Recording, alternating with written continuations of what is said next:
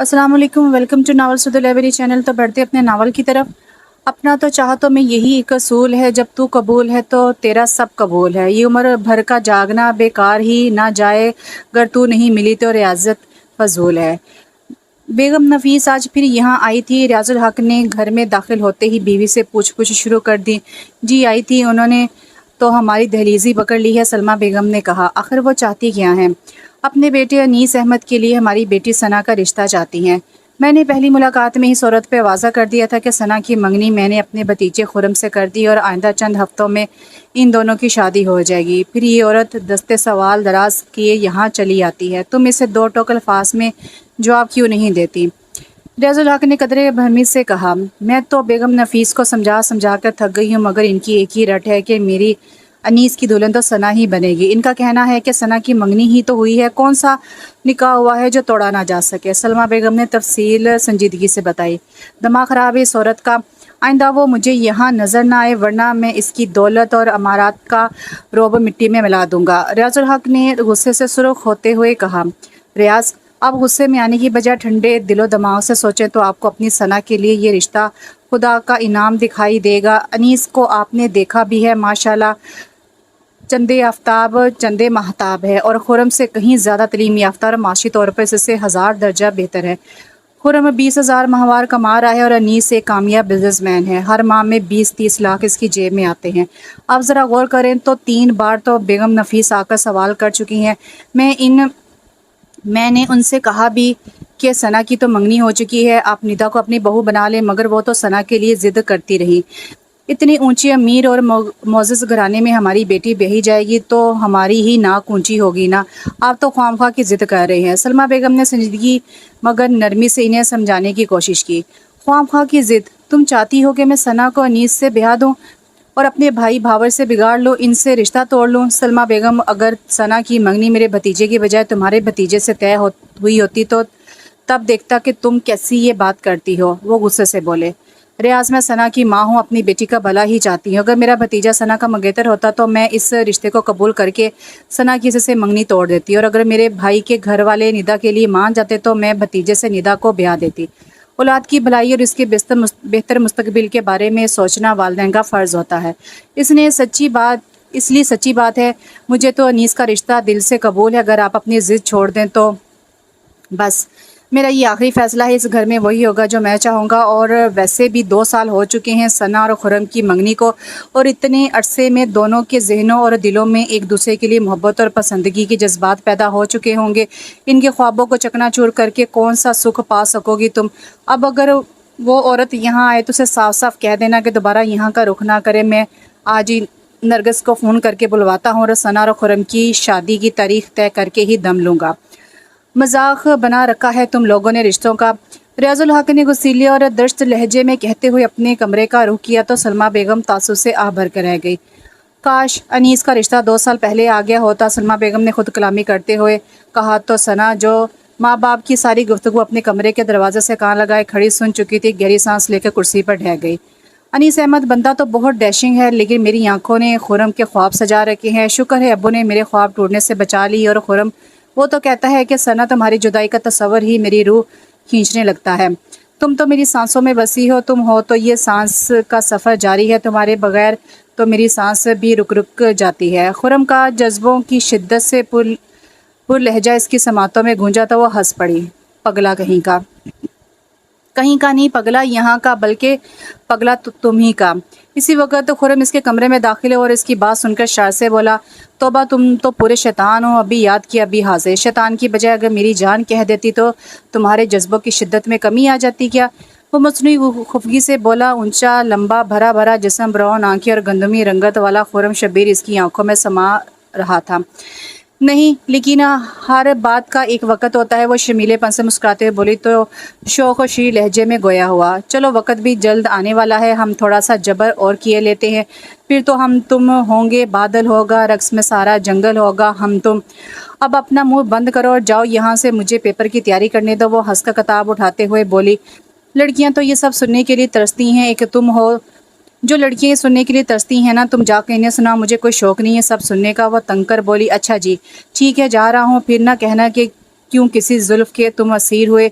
वो शौक़ी से मुस्कुराते हुए इसे देख रहा था। मेरी बला से जाओ, तुम्हारी मोहब्बत की हकीकत भी खुल जाएगी मुझ पर। फिर तुम क्या करोगी? मेरे लिए रिश्तों की कमी थोड़ी है। तू नहीं और सही, और नहीं और सही। एक छोड़ूं तो हज़ार मिल जाएंगे मुझे, तुम अपनी खैर मनाओ। वो भी इतराते हुए शौक़ शरी लहजे में बोली तो वो हंस पड़ा। सना, मजाक की हद तो मुझे ये बात गवारा है, मगर दर हकीकत में तुम्हें अपने सिवा किसी और का होते हुए नहीं देख सकूँगा। तुम्हें तो यकीनन हज़ार रिश्ते मिल जाएंगे, लेकिन मुझे फिर तुम्हारी जैसी कोई दूसरी नहीं मिलेगी। तुम नहीं तो जीना नहीं। तुम मेरी हो, सिर्फ मेरी। ज़िंदगी के हर नशेब फराज में तुम मुझे अपने साथ पाओगी। मेरा हाथ तुम्हारे हाथ में रहेगा। मेरी ज़िंदगी के सारे सुख तुमसे इबारत हैं। सना, वो इसका हाथ थाम कर इसे जज्बात से देखते हुए बोला तो वो हया से गुलनार हो गई। दिल खुशी से झूमने लगा। चलो देखेंगे, शादी से पहले सब मर्द इसी तरह मोहब्बत के दावे करते हैं, बाद में सारी मोहब्बत झाग की तरह बैठ जाती है। सना ने मुस्कुराते हुए उसे चढ़ाने के लिए कहा, ये दावे नहीं है सना, अब यहाँ तब जब चाहे मेरी मोहब्बत को मुझे तुम आजमा सकती हो। मैं हर इम्तिहान में पूरा उतरूँगा। वो मचल कर बोला, एक और दावा? सना की बच्ची, मैं जा रहा हूँ बस। वो खुफी से बोला, फिर कब आओगे? इसकी ज़बान फिसल गई और वो खुशदिली से हंस पड़ा। नफीस अहमद और आसिया नफीस अहमद के दो बेटे थे। बड़े बेटे जलीस अहमद और इनसे 4 साल छोटा अनीस अहमद। जलीस अहमद शादीशुदा थे और अपनी बीवी मारवी और बेटियों इसरा और बेटे दानियाल अहमद के साथ लंदन में मुकीम थे। वो वहाँ का बिजनेस देख रहे थे। नफीस अहमद बहुत बड़े ताजर और सनतकार थे। अपने माल की ज़कात ज़रूर अदा करते थे, गरीबों की इमदाद भी करते थे, इसलिए इनका कारोबार को बहुत तरक्की मिल रही थी। अनीस अहमद ने MCS MBA और फैशन डिज़ाइनिंग में मास्टर्स किया था और इसके बाद नफीस अहमद की ख्वाहिश पर इनका बिज़नेस संभाल लिया था। हालांकि इसे इसकी तलीमी काबिलियत की बदौलत बहुत अच्छी जॉब्स मिल रही थी, लेकिन इसने वालिद की ख्वाहिश पर ज़ाती बिज़नेस में अपनी सलाहियतों को बरोकार लाने को तरजीह दी और 1 साल के अंदर अंदर इसने कई कामयाबी हासिल की। गारमेंट्स की मसनूआत, फूड प्रोडक्ट्स और घरेलू मसनूआत के शोबों में नफीस ग्रुप ऑफ इंडस्ट्रीज़ को बहुत बड़े ऑर्डर मिले थे। सना को अनीस ने अपनी एक फैमिली फ्रेंड सना मिर्ज़ा, जो कि नफीस अहमद के बहुत करीबी और पुराने दोस्त थे, इनके बेटे के दावत वलीमा की तकरीब में देखा था। सना मिर्ज़ा अभी महकमा इनकम टैक्स से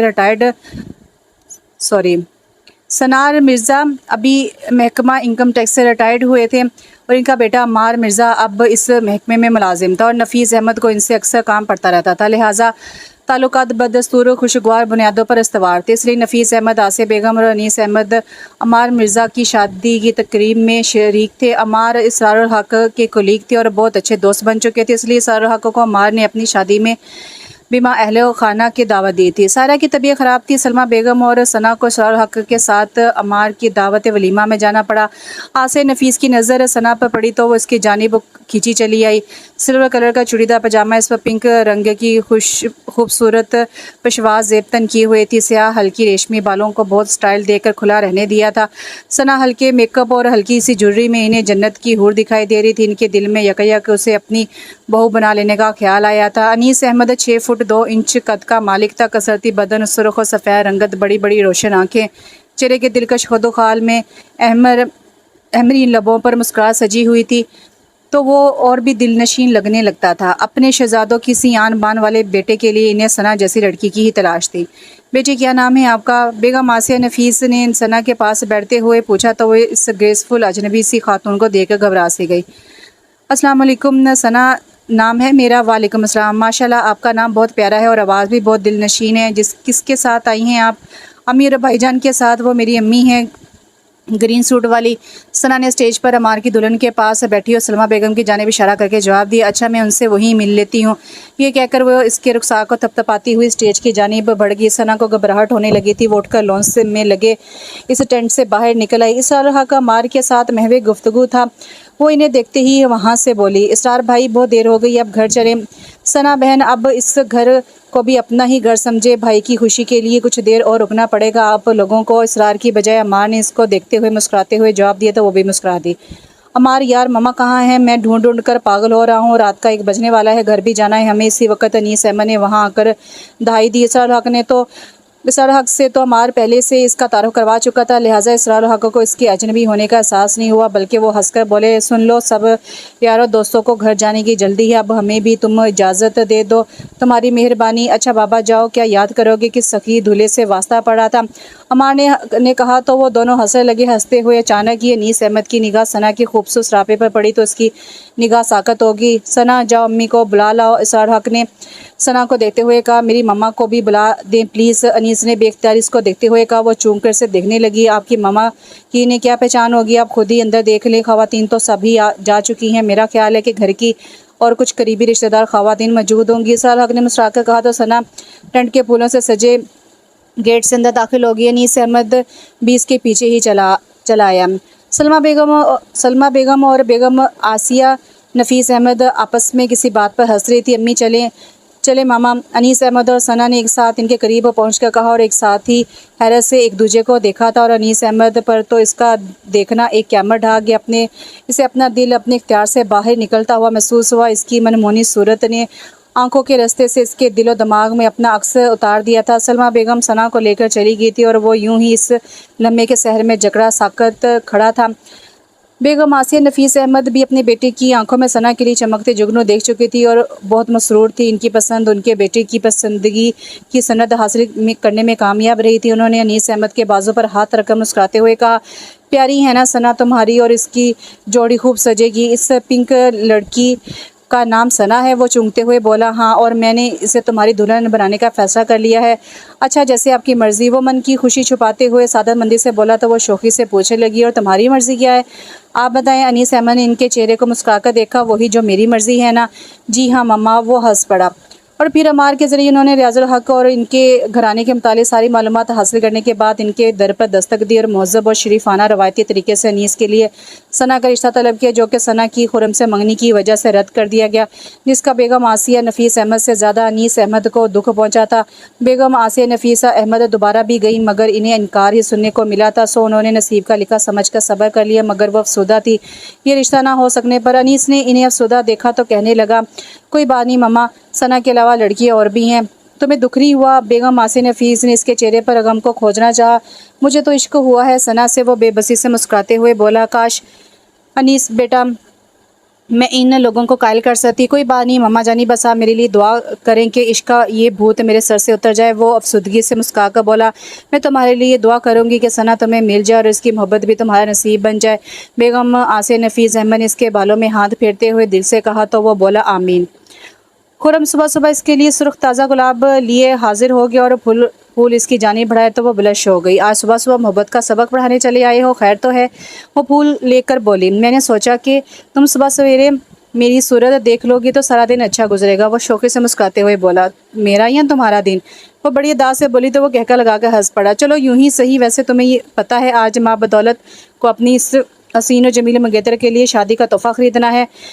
खरीदना क्या है, ऑर्डर पर बनवाना है, आज मिल जाएगा। वो राजदारी से बता रहा था। सना शर्माने लगी। क्या बनवाया है? ये सरप्राइज़ तो शादी की रात ही मिलेगा, बस एक माह बाद तुम मेरे इतनी करीब होगी कि सारे फासले सिमट कर रह जाएंगे। बको मत जाओ यहाँ से, वो शर्मा कर बोली और तेज़ी से बाहर भागी, जहाँ इसरार हक इसे और निदा को कॉलेज को छोड़ने के लिए तैयार खड़े थे। खुरम हंसता मुस्कुराता नाश्ते की मेज़ पर आ गया था। सना का आखिरी पेपर बहुत शानदार हुआ था, वो बहुत खुश थी। आज निदा की क्लासेस ऑफ हो चुकी थी, वो भी इसके साथ ही कॉलेज के गेट से बाहर निकल आई। कॉलेज में सिर्फ थर्ड ईयर की चंद क्लासेस हो रही थी और BA-BSc के इम्तहानात हो रहे थे, इस वजह से रश बहुत कम था। आधा घंटा गुजर गया था। निदा और सना को इसरार हक और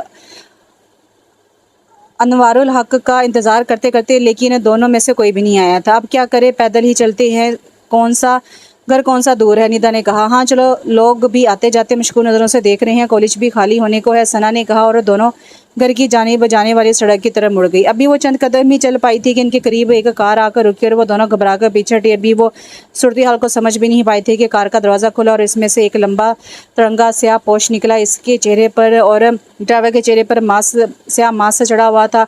निदा और सना की चीखें निकल गई। इस स्याह पोश ने सना को बाजू से पकड़कर गाड़ी में इतनी तेज़ी से धकेला था कि सना मुँह के बल पिछली सीटों पर गिरी थी। निदा तो चीखती हुई उल्टे कदमों कॉलेज की जानिब दौड़ी। इसकी आंखों के सामने वो कार फराटे बढ़ती हुई आगे निकल गई थी। कॉलेज की लड़कियों, चौकीदार और लड़कों को लेने के लिए आने वाले मर्द हजरात ने बहुत बेहिसी बुज़दिली से वारदात होते हुए देखी थी और किसी ने सना को इन स्याह पोश से बचाने की सही तक नहीं की थी। निदा को कॉलेज की लड़कियां प्रिंसिपल के पास ले गई। प्रिंसिपल ऑफिस से निदा ने अपने एसपी वालिद राजुल हक को फ़ोन किया और रोते हुए सारी सूरत हाल से आगाह कर दिया। सना के दिन दिहाड़े अगवा की खबर पूरे कॉलेज से सना के महल तक जंगल की आग की तरह फैल गई थी। राजुल हक ने पूरे इलाके की नाकाबंदी करवा दी थी, मगर सना को अगवा करने वाले ऐसे अपनी कार समेत गायब हो गए थे कि जैसे गधे के सर से सींग।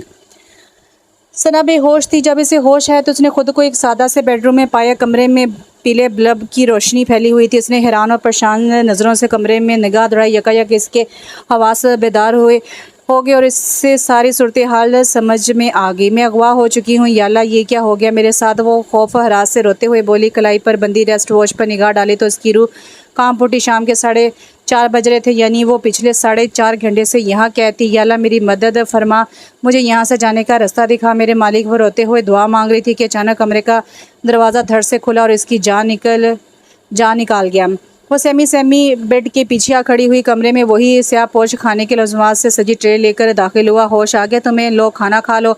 अब तक तो तुम्हारे बाप के होश भी ठिकाने आ गए होंगे। बड़ा कानून का मुहाफ़िज़ बना फिरता है। अब पता चलेगा उसे हमारा काम ना करने और हमारी बात ना मानने का खमियाजा भुगतेगा। अब सारा शहर थू थू कर रहा है कि एक पुलिस ऑफिसर की बेटी दिन के उजाले में लोगों के हजूम में अगवा कर ली गई और वो कुछ ना कर सका। वो स्याह मांस वाला शख्स बहुत करख्त लहजे में बोला।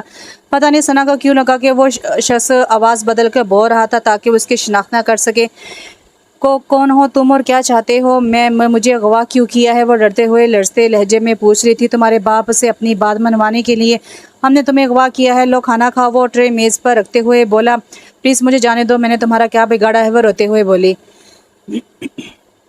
तुम हमारा क्या बिगाड़ सकती हो? लड़की बिगाड़ेंगे तो हम तुम्हारा बाप हमारे आदमी छोड़ देगा तो हम भी तुम्हें छोड़ देंगे। जब तक वो हमारी बात नहीं मानता तुम यहीं रहो, खाओ पियो, सो जाओ, मौज करो। वो मकरू अंदाज में कहका लगा कर बोला तो वो इसकी बातों से अपनी आन आबरू की बर्बादी का खौफ महसूस करने लगी। प्लीज़ मुझे जाने दो, तुम्हारी भी तो बहन बेटी होगी। एक खबरदार हमारी बहन बेटी का नाम मत लो, वरना। वो इससे करख्तगी से टोक कर बोला और घूरता हुआ वापस चला गया और दरवाज़ा बाहर से लॉक कर दिया। सना बेदम सी होकर बिस्तर पर गिर गई और फुट फुट कर रोने लगी। रोते तड़पते कई बार इसने कमरे के दरवाजे को अपने हाथों से पीटा, मगर कोई आवाज़ ना आई। ईशा की अज़ान बहुत दूर से इसके कानों में आ रही थी। इसने कमरे से मोहल्ले के गुस्लखाने में जाकर वज़ू कर अपनी चादर ओढ़कर नमाज अदा करने लगी। कहीं दूसरी चादर या जाए नमाज तो इसे मैसर ना थी। नमाज पढ़कर रो कर अपनी खैर ऑफिस से इज्जत से घर वापसी की दुआ मांगी और फिर से दरवाज़ा पीटने लगी। लगता था जैसे वो किसी खामोश जजीरे में आ गई हो जहाँ कोई भी इसकी आवाज़ सुनने को तैयार ना था। सब बहरे थे, किसी के कानों तक इसकी आवाज़ नहीं पहुँच रही थी। मेरे अल्लाह, तू मेरी फरियाद सुन रहा है ना? रहम कर मालिक, मुझे यहाँ से निकाल। मेरे अल्लाह, वो रोते हुए अपने रब से मुखातिब थी। दरवाज़ा हल्की सी आहट के साथ खुल गया और आने वाले नकाब पोशन दरवाज़ा अंदर से लॉक कर लिया था। और ये मंजर देखकर सना सहमी हुई चिड़िया की तरह थरथराने लगी। वो शख्स धीरे धीरे आगे बढ़ रहा था। नहीं, मुझे मत छूना। तो तुम्हें खुदा का वास्ता है, मुझे मत छूना। वो चीख मारकर उल्टे कदमों पीछे हटते हुए बोली। इसके लहजे में आंसू की चिनकार थी। खामोश। इस शख्स ने शहादत की उंगली अपने होंठों पर रखते हुए इसे मज़ीद बोलने से बाज रखने का इशारा दिया तो वो हिचकी लेती रोती हुई दीवार से जा लगी। कोई जाए फरार बाकी नहीं बची थी। वो बेबस खड़ी अपनी हालत पे मातम कना थी। इस स्याह मांस वाले शख्स ने मेज़ पर रखी कैंडल जलाई और बल्ब बुझा दिया और सना की जानिब पलटा। वो दीवार से लगी अपने बेजान होते वजूद की इमारत को संभालने में नाकाम हो रही थी। वो जानती थी कि इसके साथ अब क्या होने वाला है। वो शख्स बहुत खोलती ख्वाहिश के तलातुम से सरशार इसकी जानिब बढ़ रहा था। नहीं, प्लीज़ मुझे मत छूना। वो फरियाद करती भागने की कोशिश करते हुए इस गिद्ध के परों में फंस कर रह गई। इसके मजबूत पर इसका सारा बदन ढाम चुके थे। इसके आंसू समुद्र में शबनम की मानिद हल हो गए। सिसकियाँ हिचकियाँ तंद मौजों की आवाज़ में बेसदा हो गई और वो सहमी हुई चिड़िया लज्जत और रसवाई की अथाह समंदर में गोते लगाते हुए होशो खिर से बेगानी हो गई।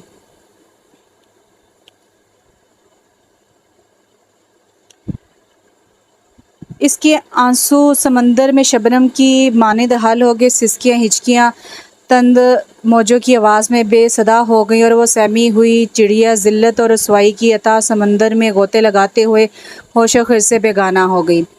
आपकी पुलिस क्या भंग पीकर सो रही है जो अब तक मेरी बच्ची के मुजरिमों को और मेरी मासूम बच्ची को नहीं ढूंढ सकी। सलमा बेगम ने रोते हुए रियाजुल हक से कहा, हौसला करो सलमा बेगम, दुआ करो कि पुलिस कोशिश कर रही है, इंशाल्लाह जल्दी कोई अच्छी खबर सुनने को मिलेगी। रियाजुल हक ने अपनी परेशानी छुपाते हुए इन्हें तसल्ली देते हुए कहा, खुर्रम और इसकी अम्मी अब्बू भी वहाँ आ चुके थे। अब अच्छी खबर सुनने को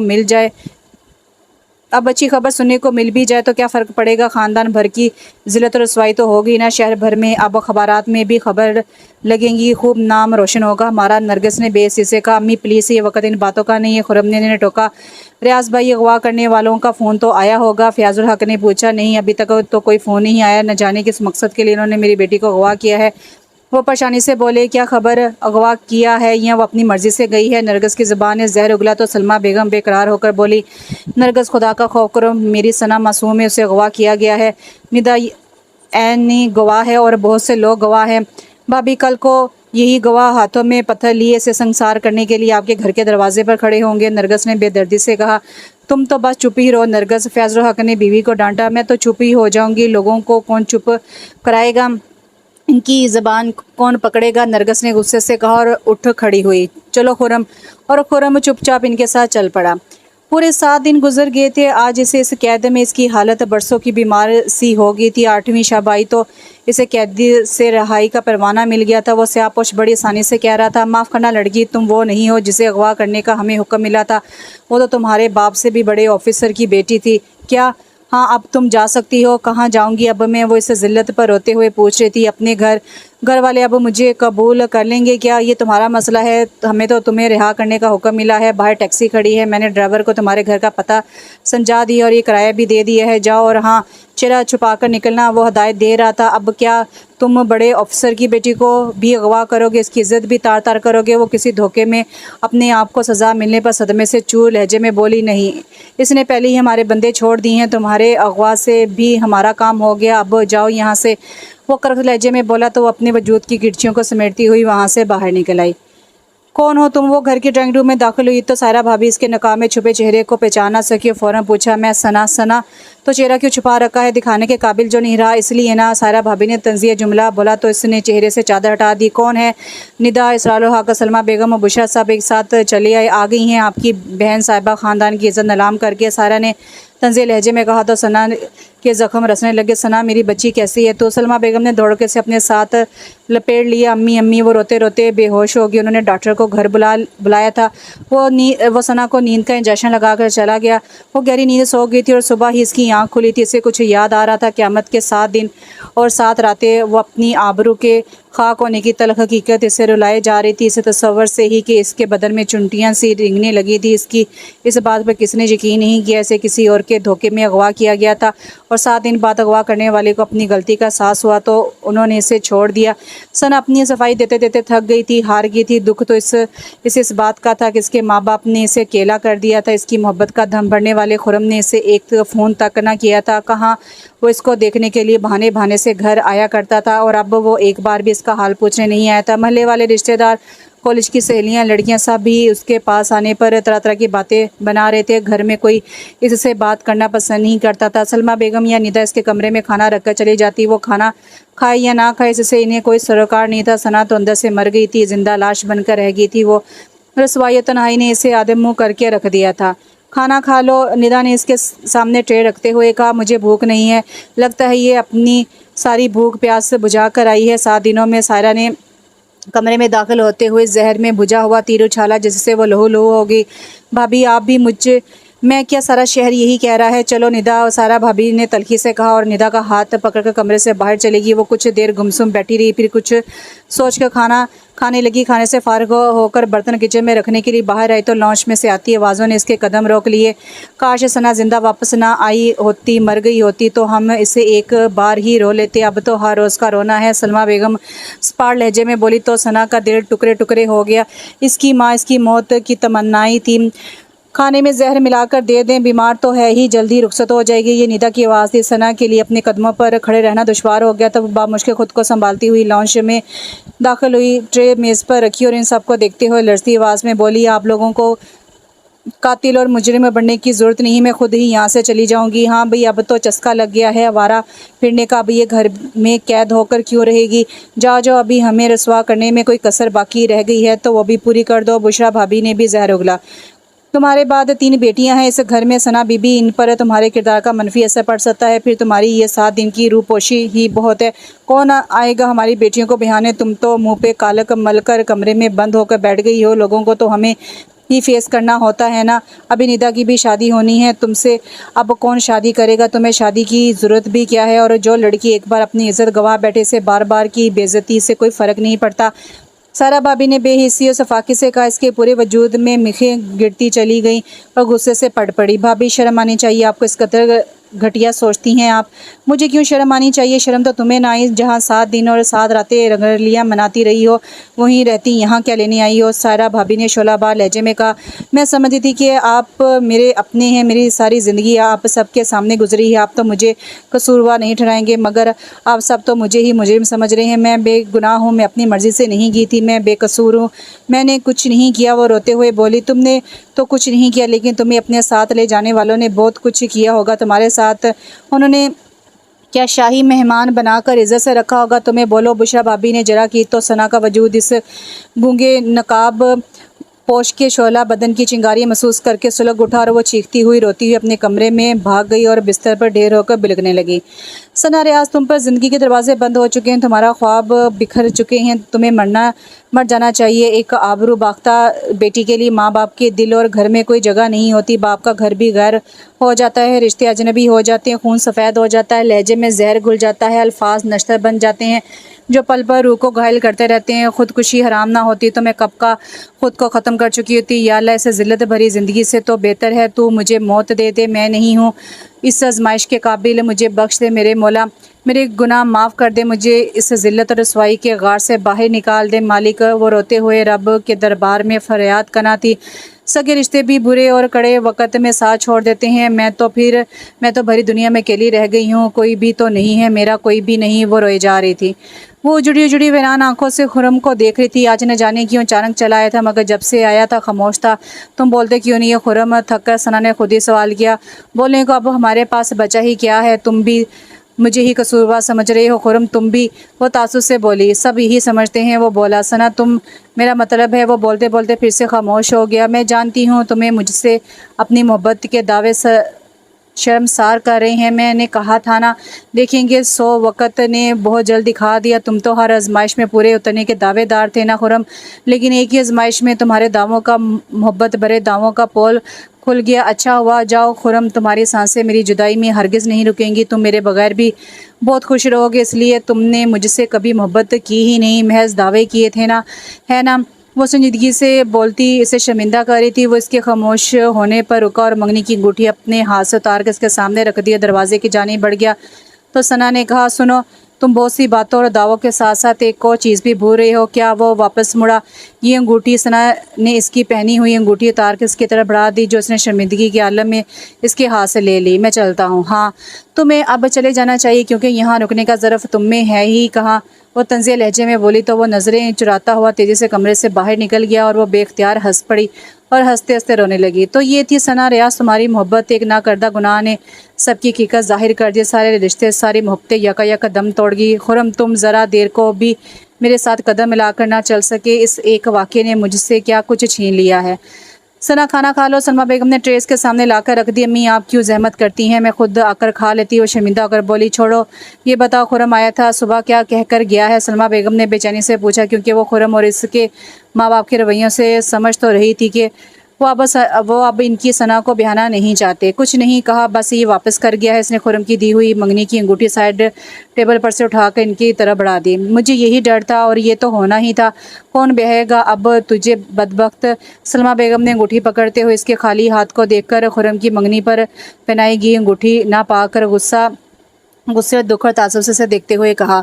अम्मी, इसमें मेरा क्या कसूर है। वो रोने को होगी फिर से। गैरों के दिए ज़ख्म कुछ कम न थे इस पर, अपनों के जहर में भुजे तीर इसको और भी छलनी कर रहे थे। तेरा कसूर नहीं है ना सही, पर अब मैं क्या करूं तेरा, बता मुझे। जान से मार दे मुझे ताकि आप सबकी जान ही छूट जाए। वो गुस्से से फट पड़ी। माँ ना होती तो शायद मार भी देती। तेरी वजह से हम किसी को मुंह दिखाने के लायक नहीं रहे। निदा के लिए जो रिश्ते आए थे वो भी वापस हो गए।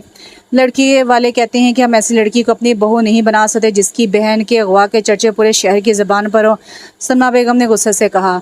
इससे बहन के मुस्तकबिल का ख्याल होता तो ये घर आने की बजाय वहीं कहीं शर्म से डूबकर मर गई होती हूँ, मगर ना जी, ये तो अपनी सारी शर्म बाहर उतार कर आई है। निदा ने इसके कमरे में दाखिल होते हुए कहा तो सना का दिल जहा के ज़मीन शक हो जाए और वो इसमें समा जाए। ऐसी ज़िल्लत, तौहीन और हितक इसके सगे रिश्ते भी कर सकते हैं, ये तो इसने ख्वाब में भी ना सोचा था। इसके वहमो गुमा भी न था कि घर वापसी पर इससे बाहर होने वाले सलूक से बढ़कर ज़िल्लत उठानी पड़ेगी। निदा तुम जाओ यहाँ से। सलमा बेगम ने निदा को सख्ती से हुक्म दिया। अम्मी मुझे नहीं, सना को हुक्म दे। ये यहाँ महारानी बनकर बिस्तर पर बैठ गई। हम इस नवाबजादी के नौकर लगे हैं जो सुबह शाम इसके हजूर में लज़ुमात पेश करते रहें। हाथ पैर सलामत हैं इसके, अपने काम खुद क्यों नहीं करती? निदा ने नहायती बदतमीज़ी से जवाब दिया। सना जब्त वो सब्र से सब कुछ सुनती और सहती रही। सलमा बेगम गुस्से से निदा को खींचती हुई बाहर ले गई। मैं क्या करूं या अल्लाह, कोई तो राह दिखला दे मुझे, कोई तो वसीला बना दे मेरे इस अज़ाब को कम करने का। रहम कर दे मेरे मालिक, रहम कर दे मुझ पर। सना ने दीवार पर अवेज़ा खाना काबा की तस्वीर को देखते हुए अल्लाह से मुखातिब होकर दुआ और मदद मांगी। फिर गहरी सांस लेकर कुछ देर यूं ही गुमसुम बैठी रही। खाना सामने रखा था, भूख मर चुकी थी, फिर भी 2-4 नवाले खाकर रिज़्क़ का शुक्र अदा करने के ख्याल से नवाला तोड़ लिया। अब तीसरा नवाला हलक से नीचे उतरा था कि इसे अबकाई आ गई। वो मुंह पर हाथ रखकर वॉशरूम की तरफ भागी। सलमा बेगम किसी काम से कमरे में आई तो वॉशरूम के खुले दरवाजे से इसे वॉश बेसिन में क्या करते देखकर लर्ज़ कर रहेगी। वो इसका सबब भी बाखूबी जानती थी। या इलाही, इस क़यामत की कमी बाकी थी, बस तूने किस इम्तिहान में डाल दिया मेरी बच्ची को। क्या लिखा है इसकी किस्मत में? इस ज़िल्लत से तो अच्छा था कि इसे मौत दे देता। अब कहाँ तक छुपाएंगे हम ज़िल्लत और रसवाई की निशानी को? सलमा बेगम ने रोते हुए फरियाद की। सना ने ढाल से कमरे में आ चुकी थी और इनकी बात सुनकर इसके दिल में उभरने वाले खदशात की भी तस्दीक हो गई थी। वो जिस गिद्ध की हवस का निशाना बनी थी, इसके लहू ने अपना रंग दिखा दिया था। सलमा बेगम इसे तैयार करा के खुद अपनी तस्दीक और तसल्ली की खातिर गायनोलॉजिस्ट के पास ले गई थी, जिसने चेकअप के बाद तस्दीक कर दी कि सना माँ बनने वाली है। सना की तो सारी हिम्मत जवाब देगी थी। यह सुनकर क्या नाम दूंगी मैं इस बच्चे को? इसके बाप का कैसे बताऊंगी इसे कि वह नाजायज़ औलाद है मेरी? सना ने दिल में करब से सोचा। वो अपनी सोचों में गुम जा रही थी कि अचानक किसी से टकरा गई। ओ आई एम सॉरी। टकराने वाले ने फ़ौरन माजत कली। निगाह जब सना के जुड़े वीरान बीमार चेहरे पर पड़ी तो मुकाबिल को शदीद झटका लगा था। सना, आप सना ही है ना? जी, आप कौन है? सना ने उलझन अमेज़ नज़रों से देखा। मैं अनीस अहमद हूँ। ताज्जुब है, आपने मुझे पहचाना नहीं है?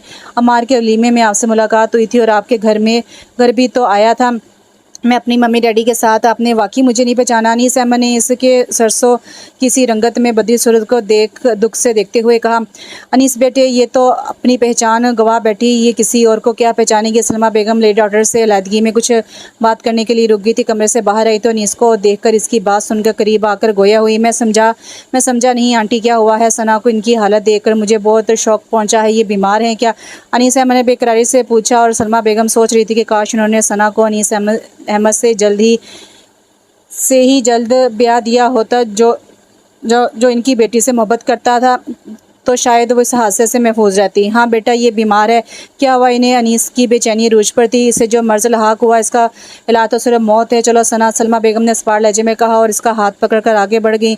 अल्लाह ना करे कि सना को मुझसे पहले मौत आए। क्या हुआ है इसे? अनीस ने ज़ेलब कहा और फिर किसी सोच ने इसका रुख डॉक्टर हुमैरा मजीद के कमरे की तरफ मोड़ दिया। सना, तुम अपने कमरे का दरवाज़ा अंदर से बंद रखा करो। अगर तुम्हारी भाभी ने तुम्हें उल्टियाँ करते देख लिया ना तो वो पूरे ख़ानदान में चर्चा कर देंगी, जान से मार देंगी तुम्हें। और बाप भाइयों में से किसी को खबर होगी तो फ़ौरन तुम्हें गोली मार देंगे और ख़ुद फांसी चढ़ जाएंगे। हम में इस घर की मज़ीद रसवाई और जग हसाई बर्दाश्त करने का हौसला नहीं है। खुदा गारत करे इस ज़लील इंसान को जिसने हमें ये दिन दिखा दिए हैं। सलमा बेगम ने सना को इसके कमरे में लाते ही दरवाज़ा बंद करके आसगी से कहा तो वो हारे हुए लहजे में बोली, इसे बददुआ देने से कौन सा हमारा इम्तिहान टल जाएगा? अम्मी प्लीज़, आप मुझे कहीं से जहर ला दें या मेरा गला दबा दें, मार दें मुझे। मैंने डॉक्टर हुमैरा से तुम्हारी जान छुड़ाने की बात की है, मगर वो कहती है कि इससे तुम्हारी ज़िंदगी को ख़तरा हो सकता है क्योंकि तुम में कमज़ोरी बहुत है, और ये भी कि ये तो कत्ल है और वो इस कत्ल में शरीक नहीं हो सकती। इससे क्या खबर है कि ये हमारी आबरू का कत्ल है? अब क्या होगा अम्मी? एक बात मेरे दिमाग में आई है, अनीस अहमद को वहाँ देकर मैं इसकी मम्मी को फ़ोन करके कहती हूँ कि आकर सना का और अनीस का रिश्ता तय कर लें। सलमा बेगम को उम्मीद की एक हल्की सी किरण दिखाई दी तो कहने लगी। सना इनकी खुशफहमी पर हंस पड़ी। अम्मी, आपने बाइज़्ज़त और बाइफ़्फ़त बेटी को इनकी बहू बनाने से इनकार कर दिया था, अब क्या वो आपकी बेटी को कबूल कर लेंगी? बात करने में क्या हर्ज है? ज़्यादा से ज़्यादा इनकार हो जाएगा और मज़ीद ज़िल्लत का मुँह देखना पड़ेगा तो क्या हुआ? ये ज़िल्लत इस ज़िल्लत से तो कम ही होगी। मैं बात करती हूँ तुम्हारे बाप से, लेकिन इन्हें तुम्हारे उम्मीद से होने का नहीं बताऊँगी और तुम भी किसी से इसका ज़िक्र मत करना। अल्लाह करे जो मैं सोच रही हूँ वो हो जाए। सलमा बेगम ने मध्यम आवाज़ में कहा और इसे दरवाज़ा अंदर से लॉक करने का कहकर बाहर निकल गई। बच्चों की सी बातें मत करो सलमा बेगम, हम बेगम नफीस को इनकार कर चुके हैं, अब अपने मुंह से कैसे इकरार कर लें और क्या वो सना को कबूल कर लेंगी? अब सलमा बेगम ने रियाजुल हक से बात की तो वह भरमी से बोले, पता नहीं, मगर मैं इनसे बात ज़रूर करूँगी। मैं अपनी बेटी को यूँ सिसकता तड़पता नहीं देख सकती। मैं माँ हूँ, आखिर मुझे जो भी रास्ता सजाई देगा मैं इस तरफ कदम ज़रूर बढ़ाऊँगी। आपके भाई भावज तो इनकारी हो गए, अंगूठी खुरम खुद वापस कर गया है। अब आप किसी से आस लगाए बैठे हैं? बेगम नफीस के आने पर कैसे बड़े बोले थे ना आपने, अल्लाह ने शायद इसी की सज़ा दी है हमें। सलमा बेगम ने ज़िंदगी से कहा, ठीक है, जो तुम्हारा दिल चाहे वो करो। रियाजुल हक ने बेबसी और नदामत के एहसास से चूर होकर कहा तो वो बेगम आसिया नफीस को फ़ोन करने चलेगी। मम्मा वो ठीक नहीं है। अनीस अहमद टूटा हुआ घर पहुंचा और सीधा आसिया बेगम के पास आकर बोला, कौन ठीक नहीं है? किसकी बात कर रहे हो बेटा? सना की। वो मेरे सिवा किसी की नहीं हो सकती। मम्मा प्लीज़ आप एक बार आखिरी बार इसके घर चली जाएं, इसके माँ बाप से इसे मेरे लिए मांग ले प्लीज़। मामा किसी भी कीमत पर आप उसे मेरे लिए मांग ले, वरना वो लोग इसको मार देंगे और अगर वो मर गई ना मामा तो आपका अनीस भी मर जाएगा। वो इनके हाथ थाम कर पुरनम लहजे में बोला तो वो दंग रह गई। अल्लाह ना करे कैसी दिल दुखाने वाली बातें कर रहे हो। सना तुम्हारी दुल्हन बनेगी, ज़रूर बनेगी पगले। पहले तुम इन लोगों के इनकार के सदमे में पड़ गए और अब मरने की बातें कर रहे हो। खबरदार आइंदा ऐसी बात कही। बेगम आसिया नफीस ने इसके चेहरे को हाथों में नरमी से लेकर कहा, आप वादा करें आप सना के घर कल ही जाएंगी? जाऊंगी मेरे चांद, कल ही जाऊंगी। तुम्हें पता है सना की अम्मी का कुछ देर पहले फ़ोन आया था, इन्हें ये रिश्ता कबूल है। उन्होंने मुस्कुराते हुए ये खुशखबरी सुनाई थी। सच मामा? वो खुशी से खिल उठी। हाँ मेरे चांद, बिल्कुल। लेकिन वो इसके अलावा कोई बात बताना चाह रही थी कि कह रही थी कि इनकी बात सुनने के बाद अगर हमें कोई इतराज़ ना हो तो बेशक इसी जुम्मे को बारात लेकर आ जाएं। मामा इनकी बात जो भी हो आपको इसी जुम्मे को सना को मेरी दुल्हन बना देना है। बस कुछ भी हो आप इनकार नहीं करेंगी मम्मा, वरना वो लोग सना को मार देंगे, आपके बेटे को मार देंगे। वो भीगते बेकरार लहजे में बोला और उठकर तेज़ी से अपने कमरे की तरफ चला गया। बेगम आसिया नफीस उलझन में मुब्तला हो गई। आप सना के पास बैठकर बातें करें, मैं आपके लिए चाय बना कर लाती हूँ। सलमा बेगम अगले दिन आसिया नफीस के आने पर इन्हें सना के कमरे में लाते हुए बोली। इनकी नज़र सना के चेहरे पर पड़ी तो हैरान रह गई थी। अरे सना बेटी को क्या हुआ है? उन्होंने सलमा बेगम की तरफ से सवाल नज़रों से देखा। ये आपको सना खुद बताएगी, मैं ज़रा किचन से हुआ हूँ। सलमा बेगम ये कहकर कमरे से बाहर निकल गई और बेगम आसिया नफीस अहमद सना के पास चली और इनके सवाल जवाब में इसने रोते हुए अपने ऊपर गुजरने वाली क़यामत का हाल क्या सुनाया, लेकिन अपने साथ होने वाली ज़्यादती के नतीजे में उम्मीद से होने वाली तलख हकीकत छुपा गई थी। ओ मेरे खुदाया, एक तो जुल्म भी तुम पर हुआ, इस पर तुम्हारी अपनों ने तुमसे दुश्मनों का सा सलूक रवा रखा हुआ है। अफसोस सद अफसोस। बेगम आसिया नफीस ने तासुफ और दुख से इसके चेहरे को देखते हुए कहा, मैं जानती हूँ आंटी कि आप भी मुझे कबूल करने का हौसला नहीं कर पाएंगी। अम्मी ने नाहक आपको ज़हमत दी है। वो अपने आंसू साफ करते हुए बोली तो उन्होंने इसके सर पर दस्ते शफ़क़त रखकर नरमी से कहा, तुम मुझे औरों जैसा मत समझो, मैं तुम्हें कसूरवार नहीं समझ रही। तुम एक बहादुर लड़की हो। चाय तैयार है, आप ड्राइंग रूम में तशरीफ़ ले आए। सलमा बेगम ने आकर तला देते हुए कहा तो वो खड़ी हो गई। नहीं शुक्रिया, मैं अब चलती हूँ। ये कहकर दरवाजे की सिमत बढ़ गई और सलमा बेगम की आखिरी उम्मीद भी दम तोड़ गई। और हाँ, बेगम आसिया नफीस जाते जाते दरवाजे से पलटी तो इन दोनों माँ बेटी ने इन्हें हैरत से देखा। परसों जुम्मे का मुबारक दिन है, मैं अपने अनीस अहमद की बारात लेकर आऊँगी। सना बेटी को दुल्हन बनाकर हमारा इस्तकबाल कीजिएगा। जी, आप सब कुछ जानकर भी सना को अपनी बहू बनाएंगी? सलमा बेगम के चेहरे पर रोशनी सी फैल गई थी। हैरत, मुसरत और बेयकीनी के आलम में इन्हें देखते हुए पूछा तो वो मुस्कुराते हुए बोली, हाँ इसलिए कि ये बच्ची मासूम है। ये शादी बहुत धूमधाम से होगी, सबकी जहर उगलती ज़बानें बंद हो जाएंगी। हम बड़ी शान से सना को ब्याह कर लेकर जाएंगे। अब तो आपको कोई इतराज़ नहीं है ना इस रिश्ते पर? नहीं, या अल्लाह तेरा लाख लाख शुक्र है, मुबारक हो बेगम नफीस, अल्लाह आपको खुश रखे। आप तो फरिश्ता बनकर मेरी बेटी की ज़िंदगी में आई हैं। सलमा बेगम ने खुश होते हुए इनका हाथ थाम कर तशक्कुर भरे लहजे में कहा, रोई नहीं सलमा बहन, शायद सना इसी तरह मेरे बेटे के नसीब में लिख दी गई थी। बेगम आसिया नफीस ने इन्हें गले लगाकर कहा और सना तो हैरतज़दा थी और रो भी रही थी। इसे यकीन नहीं आ रहा था कि खुशी का कोई दौराब भी उसके लिए खुल सकता है। सना बेटी, अब तुम भी रोना बंद करो, तुमने जितना रोना था रो लिया, अब तो इंशाल्लाह तुम्हारे मुस्कुराने और हंसने के दिन शुरू होने वाले हैं। बेगम आसे नफीस ने इसके आंसू पूंछते हुए प्यार से कहा तो वह मुश्किल मुस्कुरा सकी। इनके जाते सलमा बेगम ने ये खुशखबरी सब घर वालों को सुनाई तो वो सबको खुशगवार हैरत ने घेर लिया। वाह भाई, ये तो किस्मत की धनी निकली, इतनी रसवाई के बाद भी इतनी पजीराई हासिल हो रही है। सारा भाभी ने कहा। अनीस अहमद जैसा स्मार्ट और डैशिंग बंदा, ऊपर से करोड़पति, देखो तो कैसा रंग बदला है सना की किस्मत ने। निदा ने हसद भरे लहजे में कहा, तुम दोनों जलने बिकने की बजाय शादी की तैयारी करो, अल्लाह का शुक्र अदा करने की बजाय उल्टी सीधी हाँकने में लगी हो। इसरार हक ने इनकी बातें सुनकर गुस्से से कहा तो वो दोनों शर्मिंदा हो गई।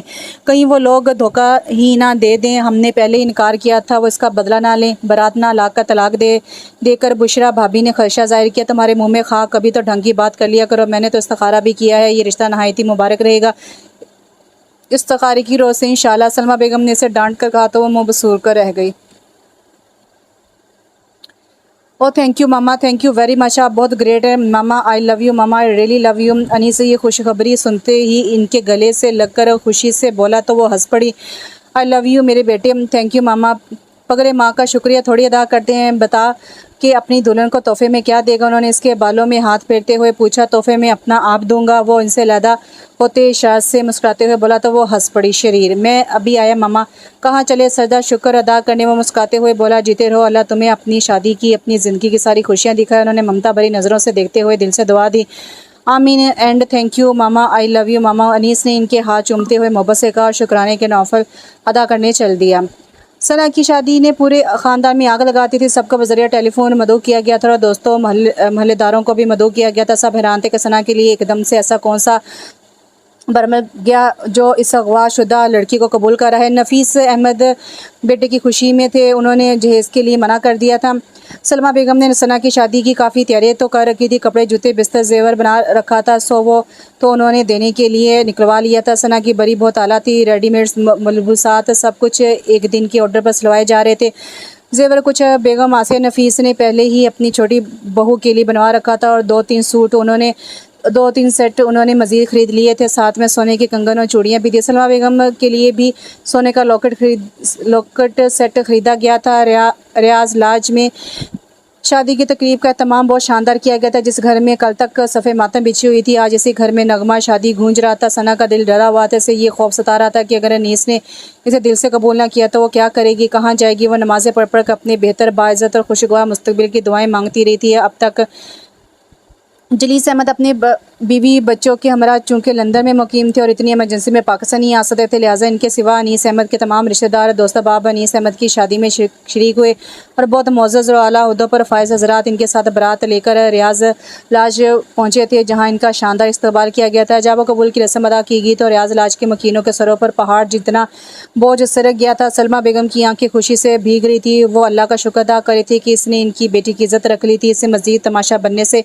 बचा लिया था। यही हाल रियाजुल हक का भी था। सब ही घर वाले अब सना की किस्मत पर रक्श कर रहे थे। इनके गुस्से, नफरत और गम से झुलसे हुए चेहरों पर जैसे बाहर आ गई थी। जब सना की बरी दिखाएगी तो ख़ानदान भर की औरतों ने हैरत से अपनी उंगलियां दांतों तले दबा ली थी।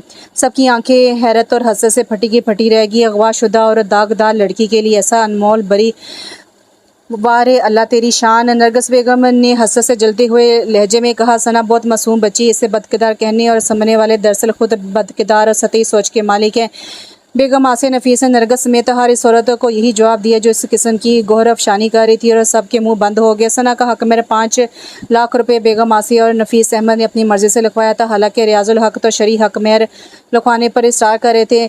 सना को अनीस अहमद की संगत में दुआओं के साए में रुखसत कर दिया गया था। नफीस वेला पहुँचने पर सना का ऐसा शानदार इस्तकबाल किया गया कि इसे लम्हे भर को तो यूँ लगा जैसे वो किसी जन्नत में आ गई। उस और कलीन पैरों तले बिछा था। दाएँ बाएँ खड़ी लड़कियाँ शौक जुमलों और कहकों के साथ इस पर और इसके मजाजी खुदा पर फूलों की बरसात करी थी। बेगम आसिया नफीस ने बहू और बेटे का सदका उतारा। 4 काले बकरों का सदका अलहदा से दिया गया। दूल्हा दुल्हन को आलीशान ड्राइंग रूम में बैठाने के बाद फ़ोटो सेशन हुआ। मूवी भी मुसलसल बन रही थी। ज़रूरी रसूमात अदायगी के बाद दुल्हन को हुजरा रूसी में पहुंचा दिया गया था। हुजरा रूसी की शान भी निराली थी। फूलों, कलियों, सितारों से महकती झिलमिलाती हुई सेज वसी और रीज़ बेडरूम में sofa set TV set, deck, जहाजी साइज़ का बेड, ड्रेसिंग टेबल, हल्के नीले रंग के पर्दे लगे थे, ब्राउन रंग का कलीन फर्श की ज़ीनत बना हुआ था और वो ये सब देखकर हैरान हुए जा रही थी। या अल्लाह, वो ख्वाब था या ये ख्वाब है? क्या है ये सब एक बेआबरू लड़की की इस कदर पे ज़रा? या अल्लाह, वो जगह साई और रसवाई ख्वाब थी, ये मोहब्बत भरी पज़राई ख्वाब है। और ख़ुद सना दुल्हन के रूप में किसी शहज़ादी से कम नहीं लग रही थी। सुर्ख अरूसी जोड़े पर सुनाई रही काम किया गया था। इस पर तलाई जेवरात, कलियों के हार, गजरों, चूड़ियों की आराइश ने इसके हुस्न को चार चांद लगा दिए थे। हुजरा रूसी का दर बहुत आसगी से वाह हुआ था और सना के दिल का एक एक गोशा लर्जन लगा था। अनीस अहमद दरवाज़ा लॉक करके अपनी शेरवानी के बटन खोलने लगा। वो सफ़ेद कुर्ता पजामा और स्याह जदीद फैशन की शेरवानी कुल्ले में बहुत वजीहा लग रहा था। शेरवानी और कुल्ला वार्डरोब में रखने के बाद वो दुल्हन की सेज की जानिब बढ़ा तो बहुत मसरूर था। अस्सलाम वालेकुम, वो खुशबुआ लहजे में सलाम करते हुए इसके रूबरू बैठ गया। सना ने जवाब तो दिया मगर सिर्फ होंठ ही हिले, आवाज़ हलक में ना निकल सकी। अनीस अहमद ने मुस्कुराते हुए बहुत बलवानापन से देखा था। सना के हाथ खौफ से कांप रहे थे। ये है आपकी रहनुमाई का तोहफ़ा। अनीस ने हाथ में मौजूद मखमली डिबिया खोल कर इसमें से हीरे की बहुत कीमती अंगूठी निकाली। इसके कामते हाथ को थाम कर इसकी मुखरुती उंगली की जिनत बना दी और इसका हाथ अपने हाथों में लेकर नरमी से सुलाने लगा। सना के वजूद में जैसे कर्ण सा दौड़ गया। वो डरी डरी घबराई इसका आतिश शौक़ को हवा दे रही थी। सना, मैं पहली नज़र की मोहब्बत पर कभी भी यकीन ना करता। अगर मुझे तुमसे पहली नज़र में मोहब्बत ना होती। I love you Sana, really love you. Anees ने मोहब्बत पाश लहजे में कहा तो उसकी झुकी हुई पलकें ऊपर उठी। नज़र के सामने अनीस का खूबरू चेहरा था। दिल आप ही आप बेकाबू होने लगा। आप जानते हैं जो कुछ मेरे साथ हुआ? हाँ, मैं जानता हूँ सब कुछ। हाँ, सब कुछ। फिर भी आपने मुझसे शादी कर ली, क्यों? क्योंकि मैंने तुमसे मोहब्बत की है सना। तुम्हें पाने के लिए दिन रात दुआएं मांगी थी। अब तुम मेरे नाम से पहचानी जाओगी। भूल जाओ अपनी माजी का। तुम्हारा हाल मैं हूँ, तुम्हारा मुस्तकबिल मुझसे वाबस्ता है। इसलिए मेरे बारे में सोचो, मुझे देखो, मुझे परखो, मुझे चाहो। वो इसकी थोड़ी पकड़ कर उसे नरमी से समझाते हुए बोला, कैसे भूल सकती हूँ मैं माजी की तलखियाँ? मेरा वजूद किसी के गुनाह का बोझ उठाए हुए है। वो भीगते लहजे में बोली, मैं जानता हूँ कि तुम उम्मीद से हो। आपको किसने बताया? इसने हैरानगी से इसे देखते हुए पूछा। डॉक्टर हुमैरा से इस रोज़ मैंने मालूम कर लिया था। फिर क्यों की आपने मुझसे शादी? क्योंकि मेरी नज़र में तुम इफ़्फ़त और बाक़िदार हो, पाकीज़ा और मुक़द्दस हो। झूठ बोल रहे हैं आप। वो इसे झुठलाते हुए सख्ती से बोली, मेरी कोख में किसी के गुनाह का फल परवान चढ़ते कैसे देख सकते हैं आप? मैं इस अज़ाब से छुटकारा पाना चाहती हूँ। प्लीज़ मेरी मदद करें। मैं इस बच्चे को जन्म नहीं देना चाहती। ऐसा करने से तुम्हारी ज़िंदगी को ख़तरा है और मैं ऐसा कोई रिस्क नहीं लूँगा। और इस नन्ही जान का क्या कसूर है जो तुम इसे मारने पर आमादा हो? अनीस ने संजीदा मगर धीमे लहजे में कहा, सना प्लीज़ मत रो। जो हो चुका है इसे कबूल कर लो। जब मैं तुम्हारे साथ हूँ तो तुम्हें किस बात का डर है? मैं इस बच्चे को अपना नाम दूंगा। ये बच्चा हम दोनों का कहलाएगा। वो इसका हाथ थाम कर बोला, लेकिन कोई लेकिन वेकिन नहीं, वरना मैं खुद को ख़त्म कर लूँगा। शादी की पहली रात ही बेवा हो जाओगी तुम। फिर क्या नाम लिखोगी इस बच्चे की वालदियत के खाने में? हाँ, वो खूबगी से बोला तो वो सहम गई और रोते हुए बोली, बस यही मोहब्बत है आपकी? शादी की पहली रात ही मुझे बेवा करने की बातें कर रहे हैं। मैं तो पहले ही मर रही हूँ। ज़िंदगी की रात दिखाकर मुझे बिल्कुल मार देना चाहते हैं आप। नहीं मेरी जान, मैं तो तुम्हें प्यार देना चाहता हूँ। I am sorry. अब ना तुम ऐसी फजूल बात करना, ना मैं ऐसी बात कहूँगा, ओके? वो इसे अपनी बाहों में लेकर मोहब्बत से बोला तो उसने आस्था से सर हिला दिया। गुड, चलो तुम कपड़े चेंज कर लो, थक गई होगी ना, फिर आराम से सो जाना। अनीस ने बहुत प्यार से कहा और इसे सहारा देकर बेड से उतारा और इसे ड्रेसिंग रूम तक छोड़कर खुद बेड पर आकर लेट गया। वो जानता था कि सना किस कैफे से दो चार, इसलिए इसे छेड़ना मुनासिब नहीं समझता था। वो इसी में बहुत मसरूर था कि इसकी मोहब्बत इसकी पनाह में आ गई थी और सना को अनीस की इस ख्याल करने वाली अदा ने बहुत मुतासिर किया था। वो इसकी बहुत मनमूह थी। वो लिबास तब्दील करके कमरे में आई तो अनीस सो चुका था। शायद वो भी थका हुआ था या सना को झिझकते कतराने का मौका नहीं देना चाहता था। सना ने तशक्कर से इसे देखा और इससे कुछ फासले पर बेड पर आकर लेट गई। आंखें मूंदी तो नींद की देवी लम्हों में इस पर मेहरबान हो गई। सुबह इसकी आंख अनीस के जगाने पर खुली थी। इसे अपने पास बैठा देखकर वह हड़बड़ाकर उठ बैठी और जल्दी से दुपट्टा शानों पर फैला लिया। वो हंसकर बोला, सॉरी यार, जगाना तो नहीं चाहिए था, लेकिन क्या करता, मम्मा 2 बार खुद बुलाने आ चुकी हैं। नाश्ता तैयार है, नीचे दूल्हा दुल्हन का इंतज़ार हो रहा है, इसलिए जल्दी से तैयार हो जा। और सना हजाब में गिरी उठकर तैयार होने लगी। 2 दिन बाद वो हनीमून के इरादे से मरी चले गए। अनीस ने इस रिश्ते के हवाले से सना को इसकी हालत और कैफे के सबब अब तक नहीं जताया था, अपना हक इस्तेमाल नहीं किया था, क्योंकि इसके करीब आने पर मासूम बच्चे की तरह वो खौफजदा सी होकर पीछे हटने लगती थी। माजी की इस तारीख शब के सफाक लम्हों की उदास शनासाई ने चश्मो हैरत को सहम नाक की का मुस्तकी रोक दे दिया था। आज जब रात को अनीस इसके करीब आकर लेटा और इसने उसे अभी छुआ ही था कि वो खौफ से चीखने लगी, नहीं मुझे मत छूना, मुझे मत छूना प्लीज़। सना सना होश में आओ, मैं अनीस हूँ। अनीस ने सटपटा के इसका बाजू पकड़ते हुए कहा। वो लोग एक रेस्ट हाउस में ठहरे हुए थे और अनीस को डर था कि कहीं रेस्ट हाउस का अमला सना की चीखें सुनकर ना चल आए। वो कुछ ना करके भी शर्मिंदा हो रहा था। लाइट क्यों बंद की है, लाइट जला दें प्लीज़, वो रोते हुए लरजते लहजे में बोली। तो अनीस ने बेड से उतरकर फ़ौरन लाइट ऑन कर दी। वो सहमी सुकड़ी बैठी रो रही थी, कांप रही थी। इसकी हालत देखकर अनीस का दिल डूबने लगा। या अल्लाह मैं क्या करूं, सना के दिलो दिमाग से इस वाक़े का ख्याल जाता रहे। ये तो अपने अंदर खौफ पा रही है। ओ गॉड मेरी मदद फरमा। अनीस ने बेबसी से बाआवाज़ बुलंद अल्लाह ताला से फरियाद की तो सना को जैसे होश सा आ गया था। वो अपनी इस हरकत पर शर्मिंदा होने लगी। सना मैं हूँ तुम्हारा अनीस, मुझसे मत डरो जान, अब मैं तुम्हें कुछ नहीं कहूँगा, शाबाश लेट जा, सो जा। अनीस ने इसके पास आकर इसके आंसू साफ करते हुए प्यार से कहा और इसे पकड़ कर लटा दिया और कंबल इसे के ऊपर फैला दिया। लाइट बंद मत कीजिएगा, वो कामती आवाज़ में बोली। अच्छा नहीं करूँगा, तुम सोने की कोशिश करो। अनीस ने बेड के किनारे पर बैठते हुए नरमी से कहा तो इसने आंखें मूंद ली। अनीस धीरे धीरे नरमी से इसके सर पर हाथ फेरता रहा। कुछ देर बाद वो नींद की वादी में उतर चुकी थी और अनीस इसकी आंखों को रत जगह सौंप दिया था। इसके इस रद्द-ए-अमल ने वो बहुत देर तक कमरे में टहलता रहा। फिर वज़ू करके तहज्जुद की नमाज की नियत करके जाए नमाज पर खड़ा हो गया। सुबह वो उठी तो अनीस से नज़रें नहीं मिला पा रही थी। अपनी रात वाली हरकत पर वो बहुत पशेमान थी, लेकिन ऐसा इसने जानबूझकर नहीं किया था।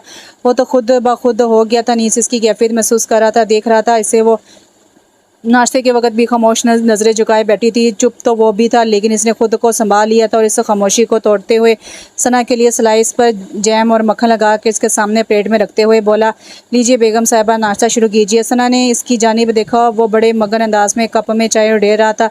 वो इससे माजर करना चाहती थी, लेकिन ज़बान और हिम्मत साथ नहीं दे रहे थे। सो चुपचाप स्लाइस उठाकर खाने लगी। आधा स्लाइस खाते इसे मतली होने लगी वो तेज़ी से उठकर वॉशरूम की जानिब दौड़ी।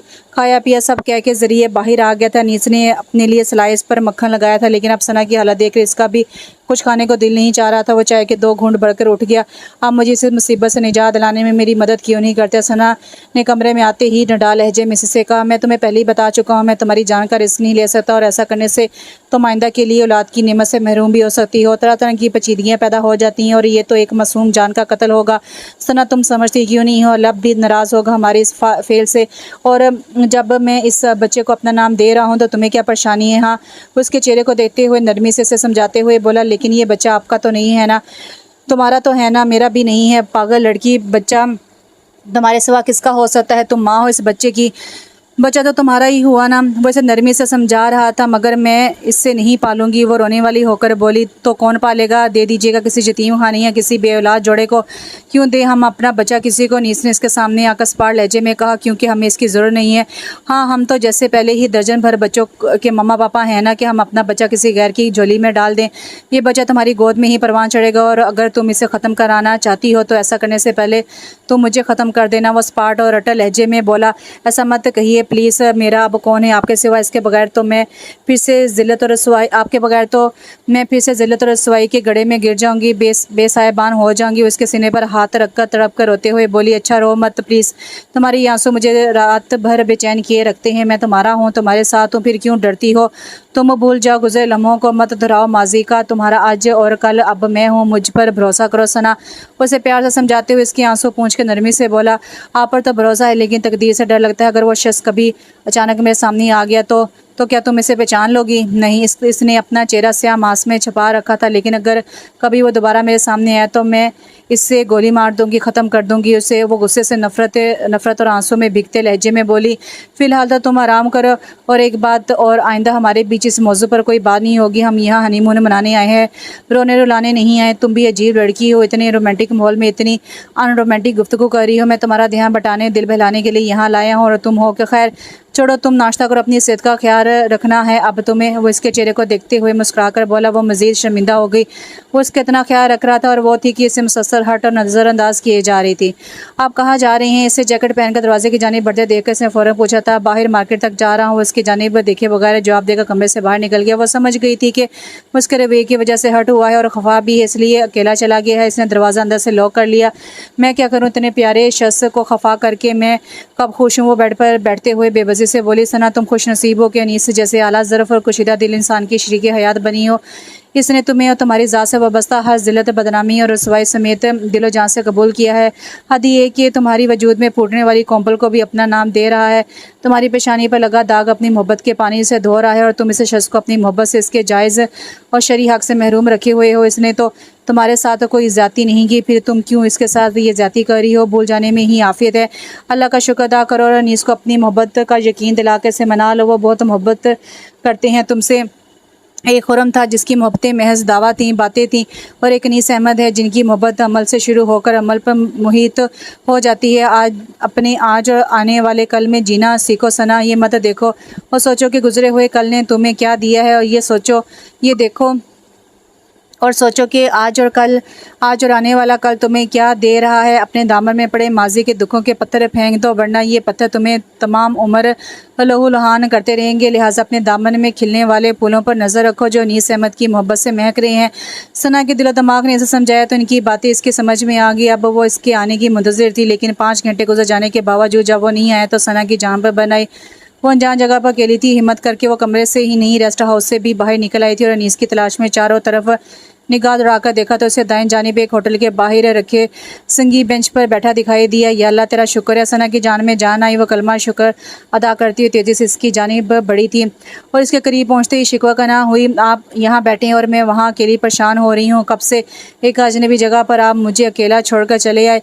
आई एम सॉरी, तुम चलो मैं आता हूँ। अनीस ने चूंकि इसके चेहरे को देखा जहाँ सचमुच परेशानी और खौफ था, वो शर्मिंदा होकर बोला, नहीं आप भी मेरे साथ चले, मुझे वहाँ डर लग रहा था। अच्छा चलो। वो उठते हुए बोला। इसका हाथ पकड़कर खामोशी से इसके साथ चलता हुआ रेस्ट हाउस आ गया। मुझे भूख लग रही है। सना ने इसको देखते हुए कहा, जान भूख तो मुझे भी लग रही है, सुबह से हम दोनों ने कुछ खाया ही नहीं है। मैं अभी मंगवा लेता हूँ, फिर मिलकर कहीं खाएंगे। अनीस ने मुस्कुराकर इसके चेहरे को देखते हुए कहा और फिर खाने का ऑर्डर दे दिया। खाना आया तो दोनों ने बहुत खामोशी से खाया। फिर वुज़ू करके असर की नमाज अदा की। उसके बाद अनीस टीवी ऑन करके बैठ गया। सना भी खामोशी से टीवी देने लगी, मगर जल्दी वो ताक सी गई थी और उठकर कमरे से बाहर आ गई। अनीस ने कनखियों से इसे जाते हुए देखा। काफ़ी देर के बाद अभी जब वो वापस ना आई तो अनीस को तशवीश लहा कोई। वो उठकर बाहर आ गया। वो बालकोनी में खड़ी दूर फक पर न जाने क्या तलाश कर रही थी। इसके चेहरे पर उदासी रकम थी। अनीस लब काटने लगा और सर्द हवा के झोंके इसे कामने पर मजबूर किया तो वो बढ़कर सना के करीब और उसके शानों पर पीछे से हाथ रख दिए। सना ने सड़पटाकर गर्दन घुमाई। अंदर चलो, ठंड लग जाएगी। मेरी गलती की सज़ा खुद को क्यों दे रही हो? वो नरमी से बोला, आपकी गलती? वो समझी नहीं इसका इशारा किस जानिब था। हाँ भाई, मैं तुम्हें अकेला छोड़कर कई घंटे बाहर जो रहा हूँ। आओ शाबाश, रात हो रही है। वो मोहब्बत से बोलता है, इसे अपने साथ लगाए कमरे में ले आया। रात को जब सोने का वक्त हुआ तो अनीस बेड पर लेटने की बजाय तकिया उठाकर सोफे पर आ गया। सना ने हैरत से देखा और पूछा, आप सोफे पर सोएंगे क्या? हाँ, क्यों? मैं नहीं चाहता कि मेरी वजह से तुम तकलीफ महसूस करो और सुकून से सो ही ना सको। अनीस ने संजीदगी से जवाब दिया तो वो शर्मिंदगी से ज़मीन में गड़ गई और फिर चंद लम्हों बाद खुद को संभाल कर बोली, आप प्लीज़ बेड पर आकर सो जाएं। मेरी नींद तो वैसे भी ख़राब हो चुकी है, जब भी तो मैं बेड पर नहीं सोना चाह रहा। अनीस ने इसकी बात सुनकर कहा, मैं आपको सोफे पर भी सोने नहीं दूंगी। अच्छा बाबा, नहीं सोता। सोफे पर लो आ गया। बेड पर आप खुश हुए मुस्कुराते हुए बोला और बेड पर आकर नींदराज हो गया। खफा है मुझसे? वो इसके पास बैठते हुए पूछ रही थी। अनीस ने कोई जवाब नहीं दिया। सना ने बेकरार होकर से देखा और दिलगिरी लहजे में कहा, आई एम सॉरी, मगर किसके लिए? कल रात मैंने आपको हर्ट किया था ना, पता नहीं मुझे क्या हो गया था। नज़रें झुकाए हाथों की उंगलियों को आपस में पेवस्त करते हुए भीगे लहजे में बोली तो अनीस को इस पर बेख्तियार प्यार आने लगा। मुझे तुम पर गुजरी क़यामत का अंदाज़ा है सना। मैं तुम्हारी कैफियत समझ सकता हूँ, तुम्हारे दुखों को समझ सकता हूँ, लेकिन मेरी जान ज़िंदगी किसी एक सहाने वाक़ई यहाँ हादसे पर ख़त्म नहीं हो जाती। जब तक सांसें बाकी हैं इसे तो जारी रहना है। तो अच्छा नहीं है कि हमने इस ज़िंदगी को हंसी खुशी प्यार और मोहब्बत से गुजारने की कोशिश करें। और सना मेरी जान, मैं तुम्हारा शौहर हूँ, तुम बीवी हो मेरी, और मियाँ बीवी एक दूसरे का लिबास होते हैं। इनकी हर खुशी और राहत एक दूसरे से वाबस्ता होती है। लेकिन अगर तुम्हें मेरा कुर्ब तकलीफ़ देता है तो मैं आइंदा तुम्हें नहीं छूऊंगा। बस तुम रोया ना करो। तुम्हारी आंखों के आंसू मेरी आंखों के रत जगह बन जाते हैं। वो इसके चेहरे को मोहब्बत से देखते हुए गोया हुआ, प्लीज़ मुझे माफ़ कर दीजिएगा। मैं जानती हूँ कि आप सही कह रहे हैं। मैं आइंदा ख्याल रखूँगी। आपने मुझे मोहब्बत दी है, भला मुझे आपसे क्यों तकलीफ़ होगी? वो इसके चेहरे को पूनम आंखों से देखते हुए बोली, पक्की बात है। अनीस ने मुस्कुराते हुए इसकी शरबती आंखों में देखा तो उसने इस बात में सर हिला दिया। तो फिर आओ यहाँ। अनीस ने मुस्कुराते हुए अपनी बाहें फैलाकर कहा था। वो लम्हे भर को झिझकी, मगर अब वो इसे मज़ीद इम्तिहान में नहीं डालना चाहती थी। तो फ़ौरन की मेहरबान बाहों में आस समाई उसके कुशीदा सीने पर सर रखकर पुरसकून होगी। अनीस ने उसे मताए हयात की तरह समेट लिया था। चादर शब शानों से सिरकती जा रही थी। चांद इसकी आंचल में सितारे टांक रहा था। कितनी खूबसूरत और नोखी और हसीन रात थी ये। अनीस की मोहब्बत भरी बातें, इसके प्यार का लम्स, इसकी चाहत का जादू सना के पूरे वजूद का सरशार शराब और शदाब करता जा रहा था। वो रात भर इससे अपनी मोहब्बतों का खराज पेश करने के बाद सुबह नींद की वादी में उतर गया। वो बहुत मसरूर सी इसके चेहरे को मोहब्बत से देख रही थी। वो किसी मासूम बच्चे की मानिंद लग रहा था। सना के दिल में इसके लिए मोहब्बतों के फूल फूट रहे थे। वो इसे तके जा रही थी, मोहब्बत और चाहत से, जिसकी मोहब्बतों ने इसकी ज़िंदगी की गमज़दा तारीकी शब में मसरतों का चांद रोशन कर दिया था, महताब रोशन कर दिया था। और फिर अनीस अहमद की संगत में गुजरता हर दिन, हर शब, हर पल सना के तनो मन में गुलाब खिलता जा रहा था। वो बहुत खुश थी अनीस अहमद के लिए। इसका दिल मोहब्बत से भरा हुआ था। वो अनीस की बेहद मनमोहन थी कि जिसने इसकी मांग में उड़ती राख को अपने प्यार की अफशा में बदल डाला था। इसकी तार तार आंचल को तारों से टांग कर भर दिया था। वो दोनों 15 दिन तक शुमाली इलाका जात में सैर करने के बाद घर वापस लौटे तो इन दोनों के चेहरे पर बहुत ताजगी और शादाबी थी, जिसे देखकर सभी घर वाले बहुत खुश थे और वो दोनों एक दूसरे के साथ बहुत खुशगवार लम्हात गुजार रहे हैं।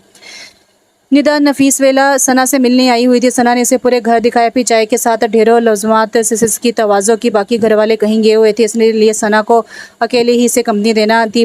निदा देख रही थी कि शादी के 1 महीने के अंदर ही अंदर सना खिलकर फिर से गुलाब बन गई थी। इसके चेहरे की सुर्खी और बढ़ गई थी। स्याह वेलवेट के नफीस सूट में हीरे का नाजुक सा सेट पहने वो बेहद हसीन लग रही थी। निदा को इससे हसद महसूस हो रहा था। बहन की खुशी से एक आंख नहीं बहा रही थी।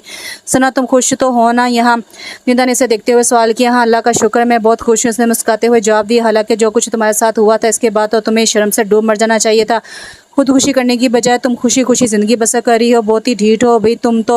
निदा ने जहर अफशानी की तो इसका दिल छलनी हो गया। जब मेरा कोई दोष ही नहीं था तो मैं क्यों हराम मौत मरती? तुम लोगों को तो खुश होना चाहिए कि मुसीबत से तुम्हारी जान छूट गई है हमेशा के लिए। अनीस बहुत अच्छे इंसान है, तो फिर मैं खुश क्यों ना रहूं? अल्लाह का शुक्र अदा क्यों ना करूं? सना ने अपनी हिम्मत मजबूत करके संजीदा लहजे में कहा। तुम्हें अनीस भाई बिजनेस डिनर वगैरह में तो ले जाते होंगे। सुना है कि अमीर आदमी खूबसूरत बीवियों के ऐब सिर्फ इसलिए भुला देता है कि इसे बीवी की खूबसूरती और हुस्न को अपने बिजनेस की तरक्की का जीना बनाना होता है। तुम्हारे शोहर तुम्हें ताना तो ज़रूर देते होंगे, अगवाशुदा और स्वा लड़की होने का है ना? निदा ने तंज़िया लहजे में कहा तो वो फ़ौरन बोली। नहीं, उन्होंने मुझसे इस वाक़े के मुतालिक कभी कुछ नहीं पूछा। वो बहुत नफीस और अजीम इंसान है। उन्होंने मुझसे अपने बिज़नेस के मुतालिक भी कोई बात नहीं की। वो तो मुझे सब कुछ भूल जाने के लिए कहते हैं। उनके मुतालिक तुम ऐसी फजूल बातें ना ही करो तो अच्छा है। इस एक वाक़े ने किस तरह तुम्हारी ज़हनी पस्ती को सामने ला खड़ा किया है। अफसोस, हद अफसोस। तुम्हें इतना अच्छा रिश्ता ना मिलता तब पता चलता कि ज़िंदगी कैसे गुजरती है। मिस निदा, आपके भाई आपको लेने आए हैं, जाइए। इसी वक्त अनीस ड्राइंग रूम में दाखिल हुआ। इसकी तरफ देखकर संजीदा लहजे में कहा और वो इन दोनों की सारी गुफ्तगू सुन चुका था। ओ अनीस भाई, आप कैसे हैं? निदा ने सड़पटाके से देखते हुए पूछा। कम से कम मैं वैसा नहीं हूँ जैसा आप मुझे समझती हैं। मैं बीवी को अपने दिल और घर में रखने का कायल हूँ। निदा बीबी, उसे बिज़नेस की तरक्की का जीना बनाने वालों में से नहीं हूँ और अल्हम्दुलिल्लाह हमारा बिज़नेस पहले ही बहुत तरक्की कर चुका है। हमें ऐसी घटिया हरकतें करने की कोई ज़रूरत नहीं है। एक बात और। अनीस ने इसके शर्म से जर्द होते चेहरे को देखते हुए बारोब लहजे में कहा। आइंदा अपने दिलो दिमाग से मनफी सोचों को निकाल कर अपनी बहन के घर तशरीफ़ लाइएगा। इससे हसद करने की बजाय अपनी सती सोच को सही करने की, पाकीज़ा मुस्बत बनाने की कोशिश कीजिएगा। सना एक बाहया और बा किरदार लड़की है। इसके किरदार पर कीचड़ डालने से बेहतर है कि आप अपने किरदार और बातों पर गौर करें। सगी बहन होकर आपके ये ख्याल आते हैं अपनी बहन के लिए बहुत अफसोस की बात है। आई एम सॉरी, अल्लाह हाफिज़। निदा ने शर्मिंदगी से कहा, तेज़ी से बाहर निकल गई। हम लंदन चले जाएंगे। पापा मुझे वहाँ बिज़नेस की देखभाल के लिए भेजना चाह रहे थे, तब जलीस भाई ने वहाँ का ऑफिस संभाल रखा था। वो अब अपनी फैमिली के साथ पाकिस्तान आ गए हैं, तो मैं तुम्हें लेकर वहाँ शिफ्ट हो जाऊँगा और इस तरह तुम भी इन कमज़र्फ लोगों की बातों से के नश्तर से महफूज रहोगी। अनीस ने संजीदगी से बताया तो वैसे प्यार से देखते हुए पूछने लगी, आप क्यों मेरे लिए ये सब करना चाह रहे हैं? आप इतने अच्छे क्यों हैं? मैं कहाँ अच्छा हूँ डार्लिंग, मैं तो बहुत गुनाहगार और ख़ताकार इंसान हूँ। बस तुम्हारी मासूमियत और मोहब्बत ने बहुत पहले मुझे बेबस करके रख दिया था। वो ज़रा सा मुस्कुरा कर बोला तो उसे नफ़ी में सर लाते हुए इसके चेहरे को देखते हुए कहा, आपको खुद को गुनाहगार क्यों कहते हैं और समझते हैं? मुझे नहीं लगता कि आपने कभी कोई चुंटी भी मारी होगी। हाँ, चुंटी तो नहीं, एक तितली मेरे हाथों में दम तोड़ गई थी। अनीस ने गहरी सांस लेकर कहा तो वो इसे देखती ही रह गई। इन दोनों के लंदन जाने की तमाम इंतज़ामात मुकम्मल हो गए थे। अनीस ने जाने से पहले बेगम आसिया नफीस अहमद यानी अपनी मामा को अपने बाप बनने की खबर सुनाकर निहाल कर दिया था और उन्होंने इसे बहुत सारी हिदायत दी थी। अनीस बेटा, सना का हतरा से ख्याल रखने से परेशान और तनहा मत करना। ओके मामा, और सना से भी कहिए कि ये मेरा बहुत सारा ख्याल रखे। वहाँ वो मुस्कुराते हुए इन दोनों को देखते हुए बोला। सना शर्मीलेपन से मुस्कुरा दी। तुम दोनों ही एक दूसरे का ख्याल रखना। सना बेटा, डरना मत, अनीस तो तुमसे बहुत प्यार करता है। जानती हो तुम्हारे वालिदैन के रिश्ते से इनकार के सदमे ने अनीस को बीमार कर दिया था और फिर जिस रोज़ इसने तुम्हें अस्पताल में से जाते देखा था, घर आते ही मेरी मिन्नत समाजत करने लगा कि मम्मा सना को मेरे लिए मांग ले वरना इसके घर वाले से मार देंगे और मैं मर जाऊँगा। ये तो दीवाना है तुम्हारा। बेगम आसिया नफीस अहमद इस पर इंकशाफ करके से हैरान और शादा कर रही थी। वो बहुत चाहत से अनीस को देख रही थी। मम्मा, आप मेरे सारे सीक्रेट आउट कर रही हैं, देख लीजिएगा, ये वहाँ जाकर नखरे दिखाएगी, सर चढ़ जाएगी। अनीस ने मसनूई खूबगी से इसे देखते हुए कहा तो वो बेसाख्ता खिलखिलाकर हंस पड़ी। और इस हंसी से अनीस की रूह में जैसे कोसे कज़ा आ गई हो। इसने बहुत चाह से सना को देखा था। सब से मिलकर वो दोनों लंदन के लिए परवाज़ कर गए। सना के मेके वालों ने इसके लंदन जाने पर कलमा शुक्र अदा किया था कि आप लोगों की बातें खुद ब खुद दम तोड़ देंगी। रात का तीसरा पहर था। सना की अचानक आंख खुली। उसने अनीस को आज फिर अपनी जगह से गायब पाया था। ऐसे अक्सर हुआ था कि अनीस बिस्तर से गायब होता था। वो इसको ढूंढने निकलती तो वो दूसरे कमरे में जाए नमाज पर रुकू सजूद में तस्बीह में मशगूल दिखाई देता। 5 वक्त बाकायदगी से नमाज अदा करता था, तहज्जुद भी पढ़ता। इसकी आंखें रात के इस पहर भीगती झलकती रहती थी। वो इतना क्यों रोता है, ये बात सना की समझ में आज तक नहीं आई थी। वो खामोशी से अपनी जगह पर आकर लेट जाती थी, लेकिन आज इसने इससे पूछने का तैयार कर लिया था। सो इसके नमाज और दुआ से फारिग होने का इंतज़ार करने लगी। वो जाए नमाज रखकर वापस पलटा तो इसे दरवाजे में खड़ा देखकर ठटक गया और इसके पास आते हुए इसे पूछने लगा, तुम क्या बात है, तबीयत तो ठीक है ना तुम्हारी, क्यों चली आई? एक बात पूछूं? सना ने इसकी भीगी आंखों में देखते हुए कहा, पूछो। आप इस वक्त इबादत क्यों करते हैं? इस वक्त इबादत का सवाब सबसे ज़्यादा होता है। अल्लाह ताला 7वें आसमान पर आकर अपने बंदों की दुआएं, इल्तिजाएं और फरियादें सुनते हैं। अल्लाह ताला फरमाते हैं कि कोई है जो मुझसे मांगे और मैं इनका दामन भर दूँ, कोई है जो बख्शिश का तलबगार हो मैं इसे बख्श दूँ, माफ़ कर दो। नीस ने भारी लहजे में नरमी से जवाब दिया, वो तो मैं जानती हूँ, लेकिन आप इतना रोते क्यों हैं? इसको आंसू बहुत पसंद है ना, इसलिए, और इसकी नेमतों के शुक्र के लिए, अपनी ख़ताओं को बख्शिश के लिए, और इसने मुझे तुमसे मिला दी। इसका शुक्र तो मैं तमाम उम्र सजदा करके अदा करता रहूं, तब भी ना अदा कर पाऊँ। तुम्हारी मोहब्बत का शुक्रिया भी तो अदा करना था।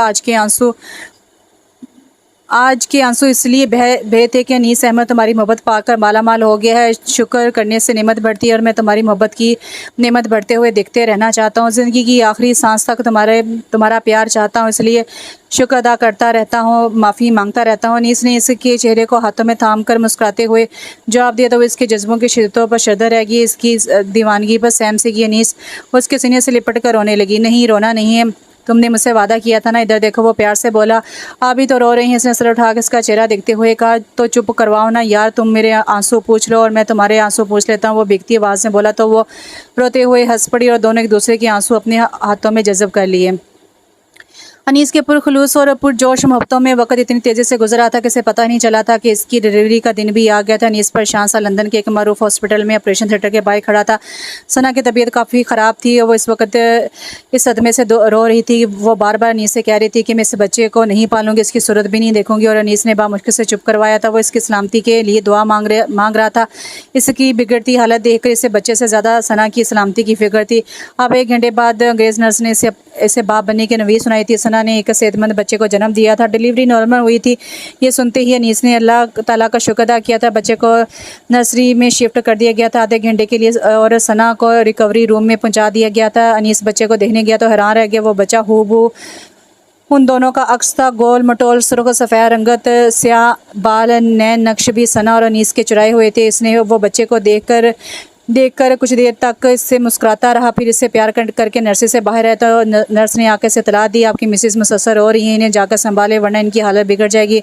और नो अनीस परेशान होकर सना के कमरे में आया और वो बेड के पुर से तकिया लगाए नींद दराज थी और रो कर इसकी आंखें सुर्ख हो रही थी। अनीस ने देखा तो तड़प के इसके करीब चला आया। सना, ये क्या कर रही हो तुम? क्यों अपनी जान हलकान कर रही हो? अल्लाह का शुक्र अदा करो कि इसने तुम्हें खैरियत से इस महले से गुजार दिया और तुम्हारी गोश में ममता का फूल खिला दिया है। वो इसके करीब बैठ कर इसका हाथ थाम कर नरमी से बोला, वो फूल नहीं है, बबूल है जो सारी ज़िंदगी मेरे दिल में चुपता रहेगा। नहीं सना, तुम क्यों इस मासूम से इतनी मुंतफिर हो रही हो? वो इसकी बात काटते हुए नरमी से बोला, इसलिए कि वो एक शैतान की औलाद है जिसने मेरी इज़्ज़त का आंचल तार तार किया था। मैं इसे ज़िंदा नहीं छोड़ूंगी, इसके बच्चे को नहीं पालूंगी, इसकी शक्ल भी नहीं देखूंगी। वो रोते रोते हिचकियाँ लेने लगी। अनीस की बेचैनी और बेकरारी में इजाफा हो रहा था। वो इसे बाहों में लेकर नरमी और मोहब्बत से गोया हुआ, सना मेरी जान, संभालो खुद को, पुरसुकून होकर सोचो। सना, तुम्हारे लहू ने इसके वजूद को सिंचा है, वो तुम्हारे वजूद का हिस्सा है। सना, तुम्हारा रंगो रूप लेकर पैदा हुआ है, क्या तुम इसे अपनी गोश्त से जुदा करके चैन से जी सकोगी, जिसे इस दुनिया में लाने के लिए तुमने इतनी तकलीफ झेली है? क्या इसे अपनी ममता से महरूम करके खुश रह सकोगी? सना, तुमने इसे जन्म दिया है, तुम माँ हो, इस मासूम की किसी गैर के हवाले कर दोगी अपने बच्चे को? अनीस सना का रोते रोते सांस सूखने लगा था। सना की बातें इसकी समझ में अनीस की बातें इसके समझ में तो आ रही थी, लेकिन इसकी हालत बिगड़ गई थी। सना, क्या हुआ? सना, डॉक्टर, नर्स। अनीस ने परेशान होकर पुकारा और बेड के साइड पर लगी हुई बटन को पर हाथ रख दिया। सना, तुम्हें मेरे लिए जीना है, अपने बच्चे के लिए जीना है। तुम्हें मेरी कसम, मुझे छोड़कर मत जाना, वरना मैं भी ये दुनिया छोड़ दूंगा और तुम्हारा बेटा अकेला रह जाएगा।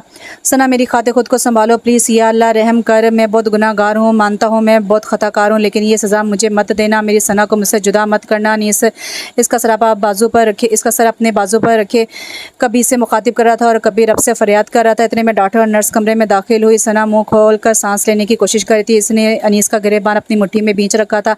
डॉक्टर ने सना को फौरन ऑक्सीजन लगा दी और नर्स से इसे आईसीयू में शिफ्ट करने का कहा। अनीस अपना दिल थाम कर रह गया। इसे यूँ लगा जैसे इसकी मोहब्बत रेत की तरह इसके हाथों से फिसलती जा रही है। वो इसी कमरे में बिस्तर के किनारे का सहारा लेते हुए फुट फुट कर रो पड़ा। परेशान मत हो, खुदा बेहतर करेगा। इस नर्स ने इसके शाने पर हाथ रखकर इसे तसल्ली दी तो वो अपनी आसीनों से अपने चेहरे को साफ करता हुआ बाहर आ गए। एक घंटे बाद सना की हालत संभल गई। इसके मुंह से ऑक्सीजन मास्क हटा दिया गया था। सना ने आंखें खोली तो अनीस का अश्कबार चेहरा इसकी निगाहों के सामने था। वो दीवार से लगा खड़ा इसी को तक रहा था। इसके होश में आने पर इसकी रूह को भी करार आ गया।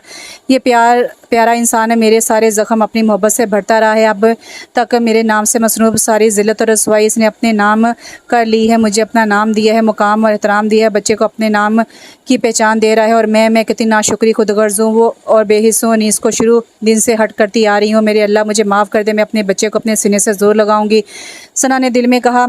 अनीस ने आगे बढ़ के इसका हाथ थाम लिया और होंठों से लगा लिया। वो अंदाज़ा लगा सकती थी कि इसकी इस हालत ने इसकी जान पर बना दी थी। सॉरी अनीस, वो आस्तिकी से बोली। सना, आई लव यू। सना, इसने रोते रोते अपनी परेशानी इसके शाने पर रख दी। सना ने आस्तिकी से अपना हाथ बढ़ा के इसके सर पर रखते हुए भीगते लहजे में कहा, आई love you and I am sorry. Nurse ने सना को बताया वो इसके आईसीयू में जाने के बाद बच्चों की तरह फुट फुट कर रोया था। सना तो इसकी मोहब्बतों की मरकूज़ हो चुकी थी। इतनी मोहब्बत, इतनी चाहत, इतना प्यार अनीस ने इसके जीवन में भर दिया था। इसका दामन तंग पड़ गया था, वैसे से बहुत शर्मिंदा थी। अनीस, हमारा बेटा कहाँ है? इसने मद्दमपूर्ण नम आवाज़ में पूछा तो अनीस ने फ़ौरन सर उठा के इसके चेहरे को देखा। सना, तुम देखोगी, इसे प्यार करोगी ना? इसे अनीस खुशी से भीगी हुई आवाज़ में पूछ रहा था तो इसने मुस्कुराते हुए आस्था से इस बात में सर हिला दिया। थैंक यू सना, मैं अभी उससे लेकर आता हूँ। वो खुशी से इसका हाथ चूमकर बोला और बच्चे को लेने चला गया। चंद मिनट बाद वह सफ़ेद कंबल में लिपटे सुर्ख और सफ़ेद नवमलूद को लिए इसके पास आ बैठा। सना ने बच्चे को देखने के लिए उठना चाहा तो अनीस ने इसे बाजू से सहारा देकर एहतियात से बैठा दिया। सना ने अपनी सांसें नॉर्मल होने पर बच्चे को अपनी गोद में लेने के लिए अपनी बाहें अनीस के सामने फैला दी। इसने मुस्कुराते हुए बच्चे को इसकी बाहों के पालने में लटा दिया। बच्चे ने कसमसाकर आंखें खोली तो सना के लब मुस्कुरा दिए। इसने झुक इसकी परेशानी पर बोसा दिया तो वो रोने लगा। इसे भूख सता रही है। सना ने अपने सीने से लगाकर ढेरों प्यार किए। इसके आंसू बह रहे थे लेकिन ये खुशी के आंसू थे। अनीस बहुत मोहब्बत से ये मंजर देख रहा था। सना इस वक्त इसे सिर्फ एक माँ दिखाई दे रही थी, ममता की, मोहब्बत से भरपूर माँ। अनीस, ये तो हम दोनों की तरह का है, इसने अनीस को देखकर कहा। हाँ, क्योंकि तुम इसकी माँ हो और बच्चे की माँ जो चेहरा सबसे ज़्यादा अपनी निगाहों के सामने रखती है या देखना चाहती है। सुना है इसके बच्चे में इसी चेहरे का अक्सर शामिल हो जाता है, इसलिए ये मेरा हम शक्ल भी है क्योंकि तुमने पूरे 9 माह यही चांद चेहरा देखा है ना? अनीस ने मुस्कुराते हुए अपने चेहरे पर हाथ रखकर कहा। हाँ। वो हंस पड़ी तो जैसे अनीस के अंदर इत्मीनान के जजीरे फिर से आबाद होने लगे। बच्चा रो रहा था। अनीस ने उठते हुए इससे कहा, इसे भूख लग रही है, तुम इसे फीड कराओ, मैं डॉक्टर से मिलकर आता हूँ। अनीस ने के जाने के बाद इसने बच्चे को दूध पिलाया और ढेर सारा प्यार किया। तीसरे दिन वो आहद को लेकर घर आ गई थी। बच्चे का नाम अनीस के अलावा नफीस अहमद ने भी अहद तजवीज़ किया था। सना के मिकी और ससुराल में सना के यहाँ बेटा पैदा होने की खबर बहुत खुशी से सुनाई गई थी। अनीस ने बच्चे की तस्वीरें खींचकर भिजवाई थी पाकिस्तान।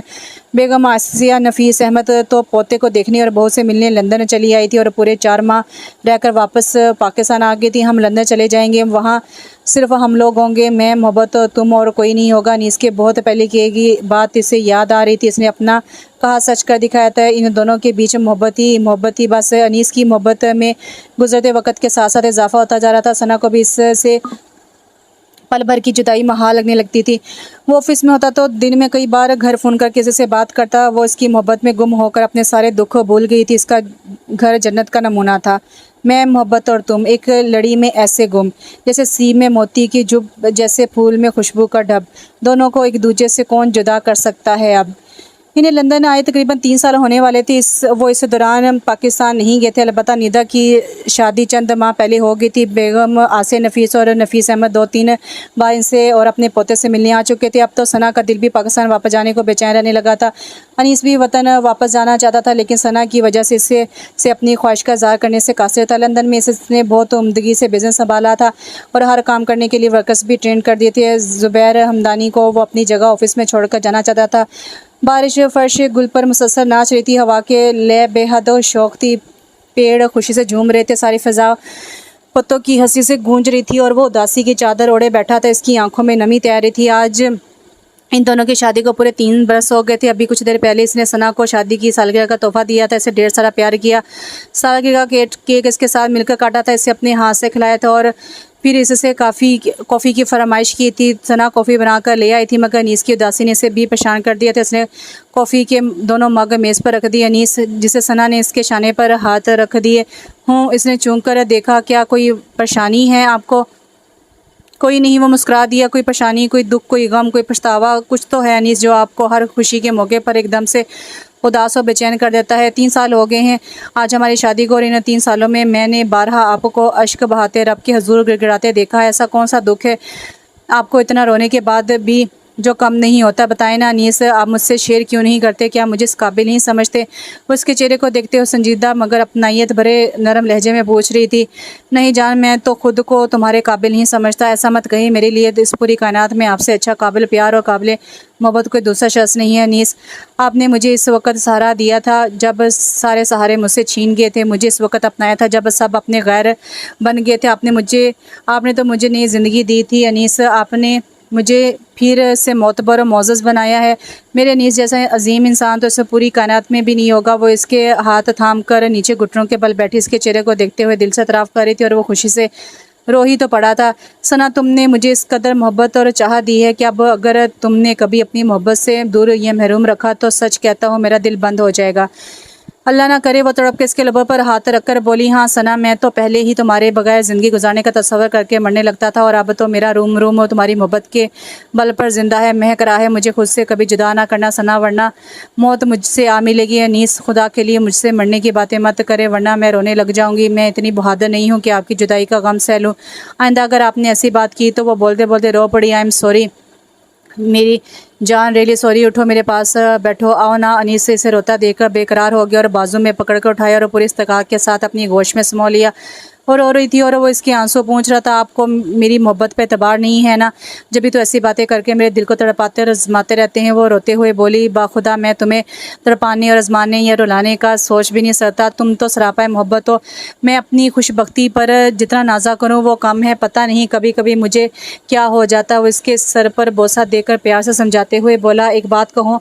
वो खुद को संभाल चुकी थी। इसके चेहरे को देखा जो उसके चेहरे से मिस हो रहा था। धड़कनों से टकरा रही थी। वो इनके करीब की, वो इनके कुर्ब की खुशबू में महक रही थी। हाँ कहो, उसने प्यार से कहा। घर वापस चले, हम घर में ही हैं। वो इसकी बात का मतलब नहीं समझा था। मेरा मतलब है पाकिस्तान वापस चले। मुझे अपना वतन, अपना घर और सब घर वाले बहुत याद आते हैं। सना ने वजाहत करते हुए कहा, याद तो मुझे भी बहुत आते हैं। तो फिर चले ना।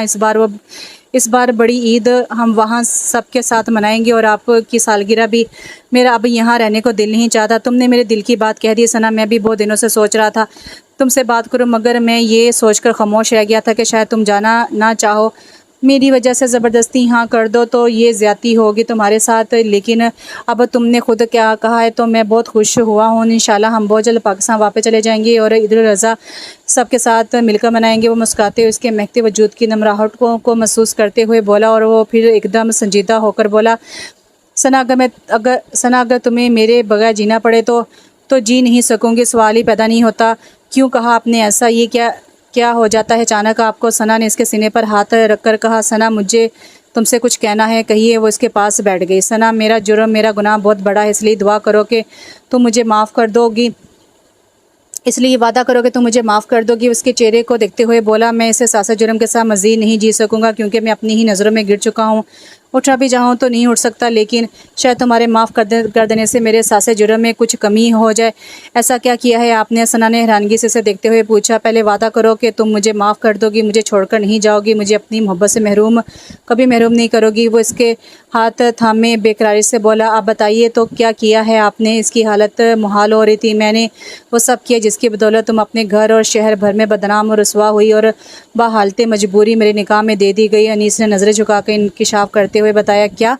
सना की समातों में तो जैसे एटम बम फट गया था। हाँ, आहद मेरा ही खून है, मैं ही वो बगैर तो हूँ जिसने तुम्हारे साथ।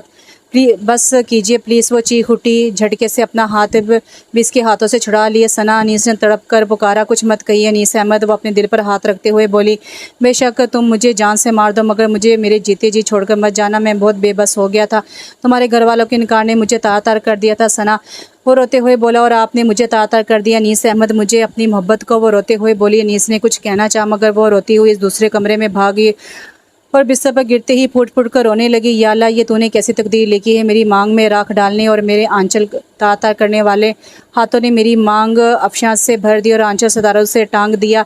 ज़िल्लत और रसवाई का सबब बनने वाले अनीस अहमद को मेरी मोहब्बत और पजीराई का बायस बना दिया। क्या सज़ा दूँ मैं अनीस अहमद को इस गुनाह की जो वो खुद 3 साल से इस एहसास गुनाह में घिरे तेरे दरबार में अशकों के मोती लुटाते रहे हैं? मैं 3 हफ्ते जिस करब से गुजरी थी अनीस अहमद, 3 साल और 3 माह से इस करब को झेल रहे हैं। इनका ज़मीर इन्हें चैन नहीं लेने देता, और ज़मीर का जहर तो सकरत के प्याले से भी बहुत बड़ा होता है। इस वाक़े के बाद मेरे सगे रिश्ते सुतीले बन गए थे, अपने पराए हो गए थे। माँ बाप, बहन भाई, भाभियाँ, रिश्तेदार, दोस्त सभी ही की निगाहों में मेरे लिए हकारत भर गई थी। सबकी बातों और लहजों और रवैयों ने मेरी रूह को छलनी कर दिया था। सब मुझसे निजात हासिल करना चाहते थे, मुझे मार देना चाहते थे।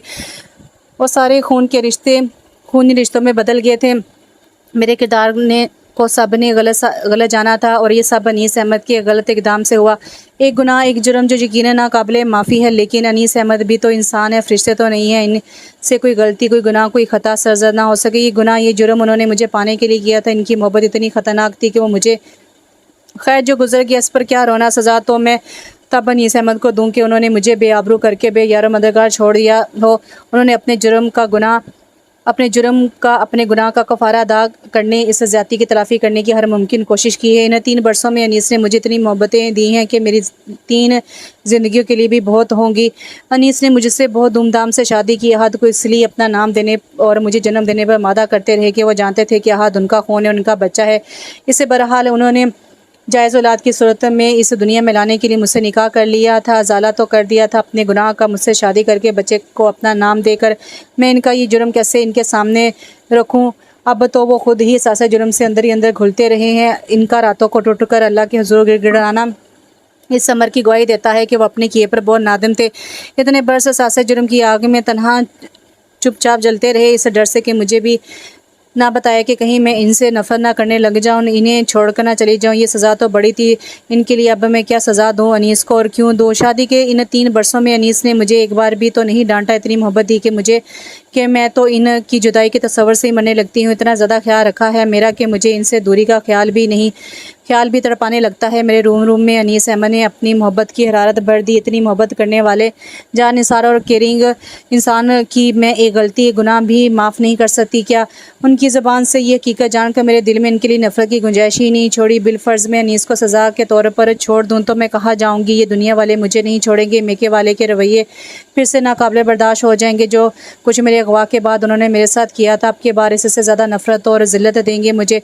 अनीस अहमद का सलूक अगर मुझसे बुरा होता तो फिर भी मैं वापसी का नहीं सोच सकती थी, क्योंकि मैं जानती हूँ कि अनीस अहमद के सिवा मेरी कोई जाए पनाह नहीं है। अब भी मैं वापस जाने का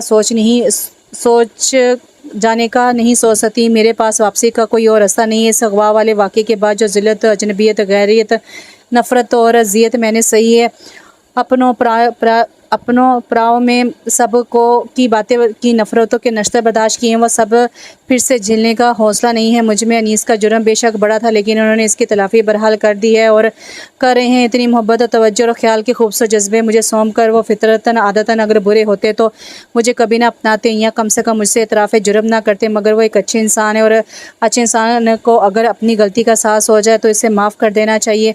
सना के दिल और दिमाग सोचने समझने की जानिब गामज़न थे। रात की चादर शानों से सिरकती जा रही थी, वो अपनी सोचों में गुम थी। दोनों एक दूसरे की हालत पर तड़प रहे थे। तुमने कहा था ना सना कि अगर वो शख्स तुम्हारे सामने आ गया तो तुम इसे गोली मार दोगी, ख़त्म कर दोगी। वो शख्स तुम्हारे सामने है सना, लो इसे गोली मार दो, ख़त्म कर दो अपनी इज्जत के दुश्मन को। पिस्तौल लिए अनीस ने बिकती आवाज़ में कहा तो चंद सेकंड वैसे देखती रही, फिर आस्ता से हाथ बढ़ाकर पिस्तौल उठा लिया, बिस्तर से उतर आई। ये शख्स तो मेरी इज्जत का दुश्मन हरगिज़ नहीं है।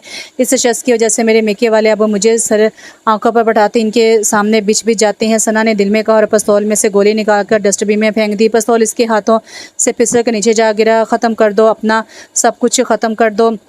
वो इसे देखते हुए बोली, आप दुनिया वालों की नज़रों में एक अजीम इंसान है, मेरा सुहाग है, मेरे बच्चों के बाप है, और मेरी मोहब्बत भी तो हैं।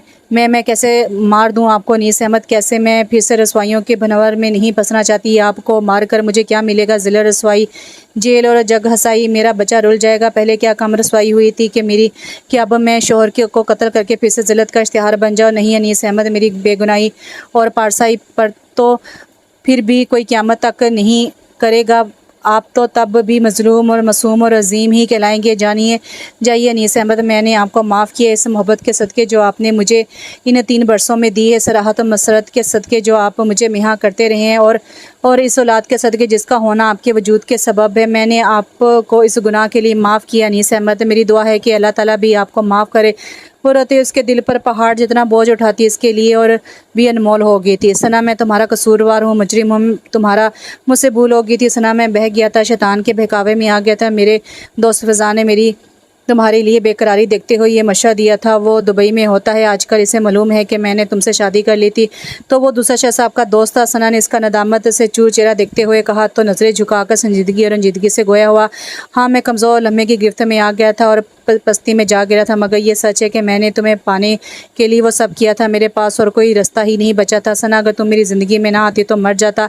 तुम्हारी मोहब्बत की शिद्दत ने मुझे इस हद तक जाने पर मजबूर कर दिया था। मैंने अपने किए पर बहुत नादम हो सना। इन 3 बरसों में मैं पल पल मरा हूँ। एहसासे गुनाह ने मुझे चैन नहीं लेने दिया। सना तुम्हारी मोहब्बत, कुर्बत और रफ़ाकत पर जब जब मैं नाजा और शादा होता, मुझे तब तब अपने इस जुर्म ने लान तान किया। आज मेरा ज़ब्त जवाब दे गया था। सना मैं मज़ीद तुम्हें अंधेरे में नहीं रख सकता था, सो सब सच बता दिया। अब तुम मुझे जो चाहो सज़ा दे लो, लेकिन जीते जी मुझे अपनी जुदाई की सज़ा मत देना। कितनी अजीब बात है, मुझे आपसे नफ़रत नहीं हो सकी, ये सब जानकर भी नहीं। शायद इसलिए कि आपने अपनी मोहब्बतों से अपना कफ़ारा अदा कर दिया है। मैंने आपको माफ़ कर दिया अनीस, अब आप खुद को सज़ा देना छोड़ दें। लेकिन किसी से इतनी मोहब्बत नहीं करनी चाहिए कि इसकी इज़्ज़त और आबरू के बदले रसवाई हासिल करनी पड़ जाए। मोहब्बत को अपनी इज़्ज़त समझना इसकी अवलीन शर्त है। वो भीगती आवाज़ में बोली तो उसने शर्मिंदगी से कहा, जानता हूँ, सब जानता हूँ, लेकिन मैं बेबस हो गया था। क्या करता मैं अंधा हो गया था तुम्हारी मोहब्बत में, और फिर मुझे अभी अंधा कर दिया था अपनी मोहब्बत में। वो बेबसी से बोली, सना मेरी जान। वो खुशी से बाहें फैलाई इसकी जानिब बढ़ा तो वो भी तड़प कर इसकी पनाहों में आसमाई। कल इसने जो भी किया था, आज वो इसके लिए खुशियों और मोहब्बतों का महवर था। इसके सबसे मजबूत, महफूज और मोहब्बत भरी पनाहगाह था। वो दोनों एक दूसरे में गुम फुट फुट कर रो दिए। जब मन का सारा मैल धुल गया तो मोहब्बतों का चांद मन के उफक पर पूरी आबोताब से चमकने लगा। इन दोनों ने एक दूसरे के आंसू साफ किए। सना इसके चेहरे को देखते हुए बोली, आज के बाद आप नहीं रोएंगे। हम नए साल का आगाज़ नए एतमाद और एतबार के साथ करेंगे। अब अश्कों का बादल हमारी आंखों में नहीं छाएगा। आप मेरे लिए अब भी वही अनीस हैं जो इस एतराफ़ जुर्म से पहले थे। आपकी मोहब्बतों ने आपके इस गुनाह को भी धो दिया है। आप मेरे लिए बहुत प्यारे, उजले और अच्छे इंसान हैं और हमेशा रहेंगे। आपको निगाह झुकाकर नहीं बल्कि निगाह उठाकर हमेशा मेरे सामने रहना है, मेरे साथ, मेरे पास। लेकिन ये भी सुन लीजिए कि अगर आपकी मोहब्बतों में ज़रा सी भी कमी महसूस हुई तो मैं आपसे खफा हो जाऊँगी। ओहो, मैं अपनी ज़िंदगी को कभी खफा होने नहीं दूंगा। मेरी मोहब्बतें हमेशा तुम पर साया फगर रहेंगी। हम हमेशा साथ रहेंगे, मैं, मोहब्बत और तुम। वो इसको अपनी बाहों के सार में लिए खुशी से कामते हुए लहजे में बोला इंशाल्लाह। वो खुशी से मुस्कुराते हुए बोली थैंक यू जान, तुम बहुत अजीम हो, आज तुमने मेरे दिल का बोझ हल्का कर दिया है। अब मैं तुम्हें ईद और नए साल के तोहफे दूंगा। बहुत मोहब्बत से अनीस ने मोहब्बत पाश लहजे में कहा। वो मुस्कुराई गई। नए दिन का सूरज तुलू हो रहा था। इनकी मोहब्बतों और रफ़ाक़तों के नए साल का आगाज़ नए और अनोखे अंदाज में हो रहा था। तो यहाँ पर नावल ख़त्म हुआ। नावल का नाम था मैं, मोहब्बत और तुम, और इसकी राइटर है शहबाज गुल। कैसा लगा आपको नावल, कमेंट्स में बताइएगा। और आपसे एक बात करनी थी कि मैंने आपको पहले भी कहा था कि जिन लोगों को मेरा वॉइस ओवर करना और मेरा पढ़ने का तरीका नहीं पसंद, तो उनको लगता है कि मुझे उर्दू नहीं आती, उनको लगता है कि मैं अटक अटक के पढ़ती हूँ, कईयों को लगता है कि मैं फ़ास्ट पढ़ती हूँ, कईयों को लगता है मैं स्लो पढ़ती हूँ।